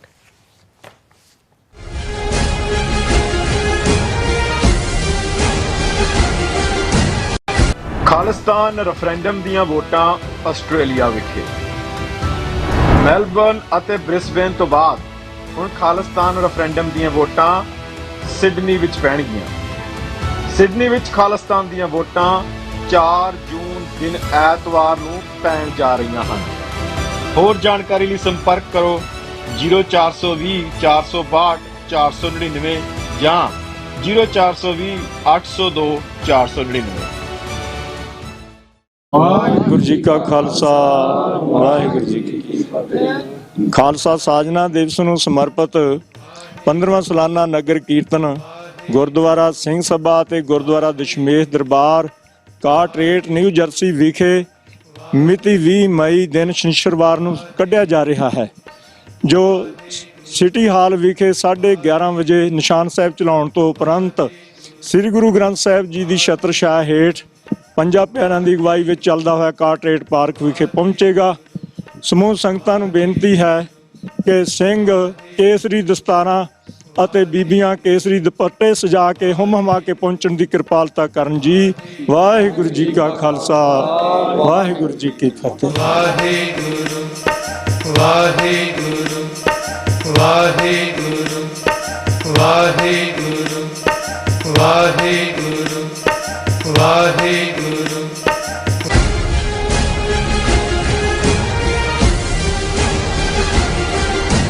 Viewers, welcome back on programme. So viewers and well section ਵਿੱਚ ਪਹੁੰਚ ਚੁੱਕੇ ਹਾਂ। ਉਸ ਵਿੱਚ ਆਪਾਂ ਗੱਲਬਾਤ ਕਰਨ ਜਾ ਰਹੇ ਹਾਂ ਕਿ ਮੋਦੀ ਸਰਕਾਰ ਨੇ G20 ਮੁਲਕਾਂ ਦੇ ਵਰਕਿੰਗ ਗਰੁੱਪ ਦੀ ਇੱਕ ਮੀਟਿੰਗ ਸ਼੍ਰੀਨਗਰ ਵਿੱਚ ਰੱਖੀ ਹੋਈ ਹੈ। ਅੱਜ ਚੀਨ ਨੇ ਇਸ ਮੀਟਿੰਗ ਵਿੱਚ ਇਹ ਕਹਿ ਕੇ ਸ਼ਮੂਲੀਅਤ ਕਰਨ ਤੋਂ ਨਾ ਕਰ ਦਿੱਤੀ ਹੈ ਕਿ ਜੰਮੂ ਕਸ਼ਮੀਰ ਭਾਰਤ ਦਾ ਹਿੱਸਾ ਨਹੀਂ ਹੈ, ਇਹ ਇੱਕ ਝਗੜੇ ਵਾਲਾ ਖਿੱਤਾ ਹੈ। ਆਸ ਹੈ ਕਿ ਸਾਊਦੀ ਅਰੇਬੀਆ ਅਤੇ ਇੰਡੋਨੇਸ਼ੀਆ ਵੀ ਕਸ਼ਮੀਰ ਮੀਟਿੰਗ ਦਾ ਬਾਈਕਾਟ ਕਰ ਸਕਣਗੇ। ਸੋ ਇਸ ਬਾਰੇ ਆਪਾਂ ਗੱਲਬਾਤ ਕਰਨ ਜਾ ਰਹੇ ਹਾਂ। ਸੋ ਅਸੀਂ ਚਾਹਾਂਗੇ ਕਿ ਤੁਸੀਂ ਇਸੇ ਤਰ੍ਹਾਂ ਬਣੇ ਰਹਿਣਾ। ਦੇਖਣ ਸੁਣਨ ਲਈ ਲਿਖਣ ਲਈ ਤੁਹਾਡਾ ਸਭ ਦਾ ਬਹੁਤ ਬਹੁਤ ਧੰਨਵਾਦ। ਜੀ ਡਾਕਟਰ ਸਾਹਿਬ, ਕੀ ਵਿਚਾਰਾਂ ਨੇ? ਦੇਖੋ, ਅਸੀਂ ਫੇਸਬੁੱਕ ਦੇ ਉੱਤੇ ਐਕਨੋਲਜ ਕਰਨਾ ਚਾਹੁੰਦੇ ਹਾਂ ਜਿਹੜੇ ਸਾਡੇ ਵੀਰ ਆਏ ਨੇ ਜੀ। ਏਕਮ ਸਿੰਘ ਲਾਲੀ, ਅਰਜਨ ਸਿੰਘ, ਜਗਦੀਪ ਸਿੰਘ ਸੰਧੂ, ਦਵਿੰਦਰ ਸੰਧੂ, ਬਰਾੜ, ਸੁਖਜੀਵਨ, ਸੋਹਣ ਸਿੰਘ ਮਾਹਲ, ਪ੍ਰਦੀਪ ਸਿੰਘ, ਸਤਨਾਮ ਢਿੱਲੋਂ, ਦੀਪ ਸਿੰਘ। ਅਸੀਂ ਉਹਨਾਂ ਦੀ ਫਤਿਹ ਵੀ ਹੈ, ਖਾਲਿਸਤਾਨ ਜ਼ਿੰਦਾਬਾਦ ਵੀ ਹੈ, ਬ੍ਰਾਹਮਣਵਾਦ ਸਭ ਪੁਆੜਿਆਂ ਦੀ ਜੜ ਇਹ ਵੀ ਹੈ, ਔਰ ਇਹ ਵੀ ਹੈ ਕਿ ਭਾਈ ਇਹਨਾਂ ਨੇ ਗੱਪਾਂ ਦੇ ਨਾਲ ਹੀ ਕਲੇਮ ਕਰਨਾ ਹੈ, ਉਹਨਾਂ ਦਾ ਕੋਈ ਮੈਚ ਨਹੀਂ ਹੋ ਸਕਦਾ। ਪਰ ਅਸੀਂ ਬਹੁਤ ਵੇਰ ਵਿੱਚ ਨਹੀਂ ਜਾਵਾਂਗੇ। ਅਸੀਂ ਲਗਾਤਾਰਤਾ ਨਾਲ ਜਿਹੜੀ G20 ਮੁਲਕਾਂ ਦੇ ਅੱਡ-ਅੱਡ ਗਰੁੱਪ ਨੇ, ਵਰਕਿੰਗ ਗਰੁੱਪ ਦੀ ਇੱਕ ਮੀਟਿੰਗ ਇਹਨਾਂ ਨੇ ਆਉਣ ਵਾਲੇ ਦਿਨਾਂ 'ਚ ਸ੍ਰੀਨਗਰ 'ਚ ਰੱਖੀ ਹੋਈ ਹੈ। ਮੰਤਵ ਤਾਂ ਉਹਦਾ ਇਹ ਸਾਬਤ ਕਰਨਾ ਹੀ ਹੈ ਕਿ ਜੀ ਜੰਮੂ ਕਸ਼ਮੀਰ 'ਚ ਹਾਲਾਤ ਆਮ ਵਾਂਗ ਨੇ। ਔਰ ਅਸੀਂ ਜ਼ਿਕਰ ਕੀਤਾ ਸੀ ਕਿ ਕਿਵੇਂ ਮਹਿਬੂਬਾ ਮੁਫਤੀ ਨੇ ਵੀ ਤੰਜ਼ ਕੀਤੀ ਹੈ ਕਿ ਵੀ ਜੇ ਵਿਸ਼ਵ ਗੁਰੂ ਬਣਨਾ ਹੈ ਤੇ ਸਾਰਕ ਦੀ ਮੀਟਿੰਗ ਕਰਾਓ, ਪਾਕਿਸਤਾਨ ਦੂਜੇ ਮੁਲਕਾਂ ਨਾਲ ਗੱਲਬਾਤ ਕਰੋ, ਬਾਹਰਲਿਆਂ ਦੇ ਨਾਲ ਤਾਂ ਨਹੀਂ ਗੱਲ ਬਣਨੀ। ਪਰ ਮੈਂ ਇਹ ਵੀ ਦੇਖ ਰਿਹਾ ਸੀ ਵੀ G20 ਦੇ ਵਿੱਚ ਚਾਈਨਾ ਵੀ ਆ ਜਾਂਦਾ ਹੈ, ਟਰਕੀ ਵੀ ਆ ਜਾਂਦਾ ਹੈ, ਸਾਊਦੀ ਅਰੇਬੀਆ, ਇੰਡੋਨੇਸ਼ੀਆ, ਮੁਸਲਮਾਨ ਮੁਲਕ ਨੇ। ਜੀ ਹੁਣ ਭਾਰਤ ਤਾਂ ਇਹ ਪ੍ਰਭਾਵ ਦੇਣਾ ਚਾਹੁੰਦਾ ਜੀ ਅਸੀਂ ਜੋ ਕੰਮ 5 ਅਗਸਤ 2019 ਨੂੰ ਕੀਤਾ ਕਸ਼ਮੀਰ ਦਾ, ਤਾਂ ਸੂਬੇ ਦਾ ਵਜੂਦ ਵੀ ਮਿਟਾ ਦਿੱਤਾ ਹੈ। ਆਰਟੀਕਲ 370 35 ਇਹ ਖਤਮ ਕਰਤਾ, ਐਵਰੀਥਿੰਗ ਇਜ਼ ਨਾਰਮਲ, ਕੁਝ ਨਹੀਂ ਹੈ। ਬਿਲਕੁਲ। ਔਰ ਜੇ ਇਹ ਮੁਲਕ ਸ਼ਮੂਲੀਅਤ ਕਰਦੇ ਨੇ ਇਹਦਾ ਮਤਲਬ ਹੈ ਕਿ ਵੀ ਇਹ ਤਾਂ ਐਗਰੀ ਕਰ ਰਹੇ ਨੇ ਸਾਰਿਆਂ ਨੂੰ। ਅਮਰੀਕਾ ਦੀ ਬਲੇਸਿੰਗ ਨਾਲ ਹੀ ਇਹ ਹੋਇਆ, ਉਹ ਤਾਂ ਨਹੀਂ ਕਰੇਗਾ ਕਿ ਵੀ ਜੇ ਅਮਰੀਕਾ ਨੇ ਉਹਨੂੰ ਕਿਹਾ ਹੁੰਦਾ ਵੀ ਤੁਸੀਂ ਇੱਕ ਕਰਤੂਤ ਤਾਂ ਕਰ ਲਈ, ਹੁਣ ਤੁਸੀਂ ਪ੍ਰਵੋਕ ਨਾ ਕਰੋ, ਤੇ ਇਵੇਂ ਨਹੀਂ ਸੀ ਹੋਣਾ। ਹੁਣ ਦੂਸਰੇ ਪਾਸੇ ਹੋ ਕੀ ਰਿਹਾ, ਦੋ ਫਰੰਟਸ ਦੇ ਉੱਤੇ। ਇੱਕ ਪਾਸੇ ਕਸ਼ਮੀਰ ਵਾਦੀ ਦੇ, ਸਾਊਥ ਕਸ਼ਮੀਰ ਦੇ ਉਹਨਾਂ ਸਾਰੇ ਇਲਾਕਿਆਂ 'ਚ ਲਗਾਤਾਰ ਲੋਕਾਂ ਦੇ ਘਰਾਂ ਦੇ ਉੱਤੇ ਛਾਪੇ, ਨੌਜਵਾਨਾਂ ਨੂੰ ਚੁੱਕਿਆ ਜਾ ਰਿਹਾ ਹੈ। ਅੱਜ ਇਹ ਵੀ ਸੀ ਕਿ ਵੀ ਸਕੂਲ ਸਾਰੇ ਅਗਲੇ 8-10 ਦਿਨ ਲਈ ਬੰਦ ਕਰ ਦਿੱਤੇ ਗਏ ਨੇ। ਮੇਨ ਸਟ੍ਰੀਮ ਪੋਲੀਟੀਸ਼ੀਅਨਸ ਨੂੰ, ਮਾਈਨੋਰਟੀਜ਼ ਨੂੰ ਕਿਹਾ ਗਿਆ ਜੀ ਤੁਸੀਂ ਘਰਾਂ 'ਚੋਂ ਨਾ ਨਿਕਲੋ। ਕਮਾਂਡੋ ਉਹਨਾਂ ਦੇ ਬਾਹਰ ਡਰਿਲ ਕਰ ਰਹੇ ਨੇ। ਔਰ ਇਹ ਸਾਰੇ ਦੇ ਉੱਤੇ ਉਹਨਾਂ ਨੇ ਇਹ ਕਿਹਾ ਕਿ ਜੀ ਇਹ ਜਿਹੜਾ the feeling among the people is that there is no prospect of any. ਉਹਨਾਂ ਨੇ ਜਿਹੜੇ ਉਹਨਾਂ ਦੇ ਨੇ ਉਹ ਕਹਿੰਦੇ ਜੀ ਤੁਸੀਂ ਇੰਨਾ ਜਿਹੜਾ ਉਹ ਜਾਓ ਜਲਾਲ ਵਾਲਾ ਆਪਣਾ ਜੁਗਾੜ ਫੌਜ ਪੁਲਿਸ ਦਾ ਕੀਤਾ ਹੋਇਆ, ਲੋਕਾਂ ਨੂੰ ਕਿਉਂ ਡਿਸਟਰਬ ਕਰ ਰਹੇ ਹੋ ਤੁਸੀਂ? ਹੁਣ ਜੇ 10 ਦਿਨ ਸਕੂਲ ਬੰਦ ਨੇ ਔਰ ਦੂਸਰਾ ਪ੍ਰਾਈਵੇਟ ਵੀ ਘਰੋਂ ਵੀ ਨਹੀਂ ਨਿਕਲਣਾ, ਇਹਦਾ ਮਤਲਬ ਤਾਂ ਇਹ ਹੈ ਕਿ ਵੀ ਹਾਲਾਤ ਨਾਰਮਲ ਨਹੀਂ। ਤੁਸੀਂ ਆਪ ਹੀ ਸਾਬਤ ਕਰ ਰਹੇ ਹੋ ਕਿ ਹਾਲਾਤ ਨਾਰਮਲ ਨਹੀਂ ਨੇ। ਦੱਸਣਾ ਤਾਂ ਤੁਸੀਂ ਇਹ ਚਾਹੁੰਦੇ ਹੋ ਕਿ ਜੇ ਹਾਲਾਤ ਨਾਰਮਲ ਨੇ। ਲੇਕਿਨ ਇਸ ਸਾਰੇ 'ਚ ਮੈਂ ਸਮਝਦਾ ਵੀ ਚਾਈਨਾ ਨੇ ਅਗੇਨ ਜਿਹੜਾ ਲੀਡ ਲਈ ਹੈ। ਔਰ ਚਾਈਨਾ ਦੇ ਫੋਰਨ ਮਿਨਿਸਟਰੀ ਦੇ ਸਪੋਕਸਪਰਸਨ ਵੈਂਗ ਵੈਨਬਿਨ ਨੇ ਕਿਹਾ ਕਿ ਵੀ ਅਸੀਂ ਕਸ਼ਮੀਰ ਵਾਲੀ ਮੀਟਿੰਗ ਦੇ ਵਿੱਚ ਸ਼ਮੂਲੀਅਤ ਨਹੀਂ ਕਰਾਂਗੇ। ਉਹਨਾਂ ਨੇ ਕਿਹਾ ਵੀ ਕਿਉਂਕਿ ਇਹ ਜਿਹੜਾ ਇੱਕ China opposed holding G20 meetings in any form in disputed areas and will not attend such meeting. ਉਹਨਾਂ ਨੇ ਕਿਹਾ ਜੀ ਜੰਮੂ ਕਸ਼ਮੀਰ UN ਦੇ ਥੱਲੇ ਵੀ ਡਿਸਪਿਊਟਡ ਟੈਰੀਟੋਰੀ ਹੈ, ਔਰ ਉੱਥੇ ਮੀਟਿੰਗ ਕਰਕੇ ਤੁਸੀਂ ਜਿਹੜਾ ਇਹ ਪ੍ਰਭਾਵ ਦੇ ਰਹੇ ਹੋ ਵੀ ਤੁਹਾਡੇ ਅਸੀਂ ਨਹੀਂ ਕਰਾਂਗੇ। ਹੁਣ ਜਿਹੜੀਆਂ ਕਿਆਸ ਰਾਈਆਂ ਨੇ ਕਿ ਸ਼ਾਇਦ ਟਰਕੀ ਵੀ, ਇੰਡੋਨੇਸ਼ੀਆ ਵੀ ਔਰ ਸਾਊਦੀ ਅਰੇਬੀਆ ਵੀ, ਔਰ ਇਸ 'ਚ ਜ਼ਾਹਰ ਹੈ ਬਿਹਾਈਂਡ ਦਾ ਕਰਟਨ ਪਾਕਿਸਤਾਨ ਦੀ ਲੌਬੀ ਵੀ ਹੋਏਗੀ, ਹੋਣੀ ਵੀ ਚਾਹੀਦੀ ਹੈ। ਔਰ ਜੇ ਸੱਚਮੁੱਚ ਕੋਈ ਮੁਸਲਮਾਨ ਬਰਾਦਰਾਨ ਦੀ ਗੱਲ ਹੈ ਥੋੜੀ ਬਹੁਤ ਵੀ, ਤੇ ਇਹਨਾਂ ਨੂੰ ਸਟੇ ਅਵੇ ਕਰਨਾ ਚਾਹੀਦਾ। ਪਰ ਇੰਡੀਆ ਇਹ ਸਮਝਦਾ ਹੈ ਕਿ ਭਾਈ ਕਿੰਨੇ ਆਂਦੇ ਨੇ ਨਹੀਂ ਆਂਦੇ, ਉਹਨਾਂ ਦਾ ਕਰ ਲੈਣਾ ਹੀ। ਜੇ ਅਮਰੀਕਾ ਔਰ ਇਹ ਯੂਰਪੀਅਨ ਮੁਲਕ ਉਹਦੇ ਚਲੇ ਜਾਂਦੇ ਨੇ ਕਿ ਜੀ ਇਹਨਾਂ ਨੇ ਤਾਂ ਸਾਡੀ ਪੋਜੀਸ਼ਨ ਮੰਨ ਲਈ, ਤੇ ਜੇ ਇਸਲਾਮਿਕ ਮੁਲਕ ਵੀ ਜਾ ਵੜਦੇ ਨੇ ਫਿਰ ਤਾਂ ਕਸ਼ਮੀਰੀਆਂ ਦਾ ਵਿਚਾਰਿਆਂ ਦਾ ਇਹਦਾ ਮਤਲਬ ਹੈ ਵੀ ਕੋਈ ਨਾਲ ਖਲੋਣ ਨੂੰ ਤਿਆਰ ਨਹੀਂ। ਸੋ ਘੱਟੋ ਘੱਟ ਚਾਈਨਾ ਨੇ ਜਿਹੜਾ ਹਿੰਮਤ ਔਰ ਹੌਸਲਾ ਦਿਖਾਇਆ। ਔਰ ਕਨਕਲੂਜਨ ਦੇ ਵਿੱਚ ਅਸੀਂ ਜਿਵੇਂ ਗੁਰਬਾਣੀ ਵਿਚਾਰ ਕਰਦੇ ਇੱਕ ਸ਼ਲੋਕ ਦੀ ਵਿਚਾਰ ਹੀ ਕਰਾਂਗੇ ਜਿਹੜਾ ਤੀਸਰੇ ਪਾਤਸ਼ਾਹ ਦਾ ਸ਼ਲੋਕ ਮਹੱਲਾ ਤੀਜਾ। ਪੜ ਪੜ ਪੰਡਤ ਬੇਦ ਵਖਾਨੈ, ਮਾਇਆ ਮੋਹ ਸੁਆਏ, ਦੂਜੈ ਪਾਏ ਹਰ ਨਾਮ ਵਿਸਾਰਿਆ, ਮਨ ਮੂਰਖ ਮਿਲੈ ਸਜਾਏ। ਜਿਨ ਜਿਉ ਪਿੰਡ ਦਿੱਤਾ ਤਿਸ ਕਬ ਹੋ ਨਾ ਚੇਤੈ, ਜੋ ਦੇਂਦਾ ਰਿਜਕ ਸੰਭਾਹੇ, ਜਮ ਕਾ ਫਾਹਾ ਗਰੋ ਨਾ ਕੱਟੀਐ, ਫਿਰ ਆਵੈ ਜਾਏ। ਮਨ ਮੁਖ ਕਿਛ ਨਾ ਸੂਝੈ ਅੰਧਲੇ, ਪੂਰਬ ਲਿਖਿਆ ਕਮਾਏ। ਪੂਰੈ ਭਾਗ ਸਤਿਗੁਰ ਮਿਲੈ ਸੁਖ ਦਾਤਾ, ਪੂਰੈ ਭਾਗ ਸਤਿਗੁਰ ਮਿਲੈ ਸੁਖ ਦਾਤਾ। ਨਾਮ ਵਸੈ ਮਨ ਆਏ, ਸੁਖ ਮਾਣੈ ਸੁਖ ਪਹਿਨਣਾ, ਸੁਖੇ ਸੁਖ ਵਿਹਾਏ। ਨਾਨਕ ਸੋ ਨਾਉ ਮਨੋ ਨਾ ਵਿਸਾਰੀਐ, ਜਿਤ ਦਰ ਸੱਚੈ ਸੋਭਾ ਪਾਏ। ਸੋ ਜ਼ਾਹਰ ਹੈ ਕਿ ਇਹ ਹੀ ਮੈਸੇਜ ਹੈ ਕਿ ਭਾਈ ਉਸ ਵਾਹਿਗੁਰੂ ਦੀ ਕਿਰਪਾ ਦੇ ਨਾਲ ਤੁਸੀਂ ਸੁੱਖ ਮਾਣਦੇ ਹੋ, ਚੰਗਾ ਪਹਿਨਦੇ ਹੋ, ਸੁਖੀ ਜੀਵਨ ਤੁਹਾਡਾ ਬੀਤਦਾ। ਉਸ ਵਾਹਿਗੁਰੂ ਨੂੰ ਕਦੇ ਵੀ ਆਪਣੇ ਮਨੋਂ ਨਾ ਵਿਸਾਰੋ, ਤੇ ਜੇ ਨਹੀਂ ਵਿਸਾਰੋਗੇ ਤਾਂ ਉਸ ਵਾਹਿਗੁਰੂ ਦੇ ਦਰਬਾਰ ਦੇ ਵਿੱਚ ਦਰ ਦੇ ਉੱਤੇ ਤੁਹਾਨੂੰ ਸੋਭਾ ਮਿਲੇਗੀ। ਔਰ ਇਹ ਜੇ ਤੁਸੀਂ ਸਿਰਫ ਪੜ ਪੰਡਤ ਬੇਦ ਵਖਾਣਾ, ਮਾਇਆ ਮੋਹ ਸਵਾਏ, ਕਿ ਬ੍ਰਾਹਮਣ ਜਾਂ ਲਰਨਡ ਸਕਾਲਰ ਗਿਆਨੀ ਵੀ ਸਾਡੇ ਆ ਜਾਂਦੇ ਨੇ ਉਹਦੇ 'ਚ ਕਿ ਭਾਈ ਉਹ ਜ਼ਬਾਨੀ ਕਲਾਮੀ ਤਾਂ ਤੁਹਾਨੂੰ ਬੜੇ ਜਿਹੜੇ ਨੇ ਉਹ ਗ੍ਰੰਥ ਸੁਣਾਉਣਗੇ, ਵਿਦਿਆ ਸੁਣਾਉਣਗੇ ਜਾਂ ਗੁਰਬਾਣੀ ਸੁਣਾਉਣਗੇ, ਪਰ ਖੁਦ ਮਾਇਆ ਦੇ ਮੋਹ ਵਿੱਚ ਸੁੱਤੇ ਹੋਏ ਨੇ, ਮਾਇਆ ਦੀ ਨੀਂਦ ਵਿੱਚ ਨੇ। ਦੂਜਾ ਪਾਏ ਹਰ ਨਾਮ ਵਸਾਰਿਆ, ਮਨ ਮੂਰਖ ਮਿਲੈ ਸਜਾਏ, ਕਿ ਵਾਹਿਗੁਰੂ ਭੁੱਲਿਆ ਹੋਇਆ, ਮਨ ਮਾਇਆ ਦੇ ਵਿੱਚ ਲੱਗਾ ਹੋਇਆ, ਤੇ ਜਿਹੜੇ ਮਾਇਆ ਵਿਹੜੇ ਨੇ ਉਹ ਅਲਟੀਮੇਟਲੀ ਸਜ਼ਾ ਦੇ ਹੱਕਦਾਰ ਹੁੰਦੇ ਨੇ। ਕਿਉਂਕਿ ਜਿਨ ਜਿਉ ਪਿੰਡ ਦਿੱਤਾ ਤਿਸ ਕਬ ਹੋ ਨਾ ਚੇਤਾ। ਜਿਉ ਹੈ ਅੰਦਰ, ਪਿੰਡ ਹੈ ਬਾਡੀ, ਜਿਹਨੇ ਮਨ ਤਨ ਦਿੱਤਾ ਉਸ ਨੂੰ ਕਦੇ ਨਹੀਂ ਯਾਦ ਕਰਦਾ, ਫਿਰ ਉਹੀ ਵਾਹਿਗੁਰੂ ਜੀ ਨੇ ਤਨ ਮਨ ਵੀ ਦਿੱਤਾ ਹੈ, ਜੋ ਦਿੰਦਾ ਰਿਜ਼ਕ ਸੰਭਾਹੇ, ਜਿਹੜਾ ਸਾਡੀ ਸੰਭਾਲਣਾ ਕਰਦਾ ਹੈ, ਸਸਟੇਨ ਕਰਦਾ ਹੈ, ਸਾਨੂੰ ਰਿਜ਼ਕ ਦਿੰਦਾ ਹੈ। ਜਮ ਕਾ ਫਾਹਾ ਗਲੋਂ ਨਾ ਕੱਟੀਐ, ਫਿਰ ਆਵੇ ਜਾਏ। ਜੇ ਵਾਹਿਗੁਰੂ ਦੇ ਨਾਲ ਪ੍ਰੀਤ ਨਹੀਂ ਹੈ, ਰੱਬ ਦੀ ਇਬਾਦਤ ਨਹੀਂ ਹੈ, ਤੇ ਜਿਹੜਾ ਮੌਤ ਦਾ ਫਾਹ ਹੈ, ਮੌਤ ਦਾ ਡਰ ਹੈ, ਇਹ ਗਲੋਂ ਨਹੀਂ ਰੱਖਣਾ, ਔਰ ਬਾਰ-ਬਾਰ ਜਿਹੜਾ ਉਹ ਜਨਮ ਮਰਨ ਦੇ ਚੱਕਰ ਦੇ ਵਿੱਚ ਫਸਣਾ ਹੋਏਗਾ।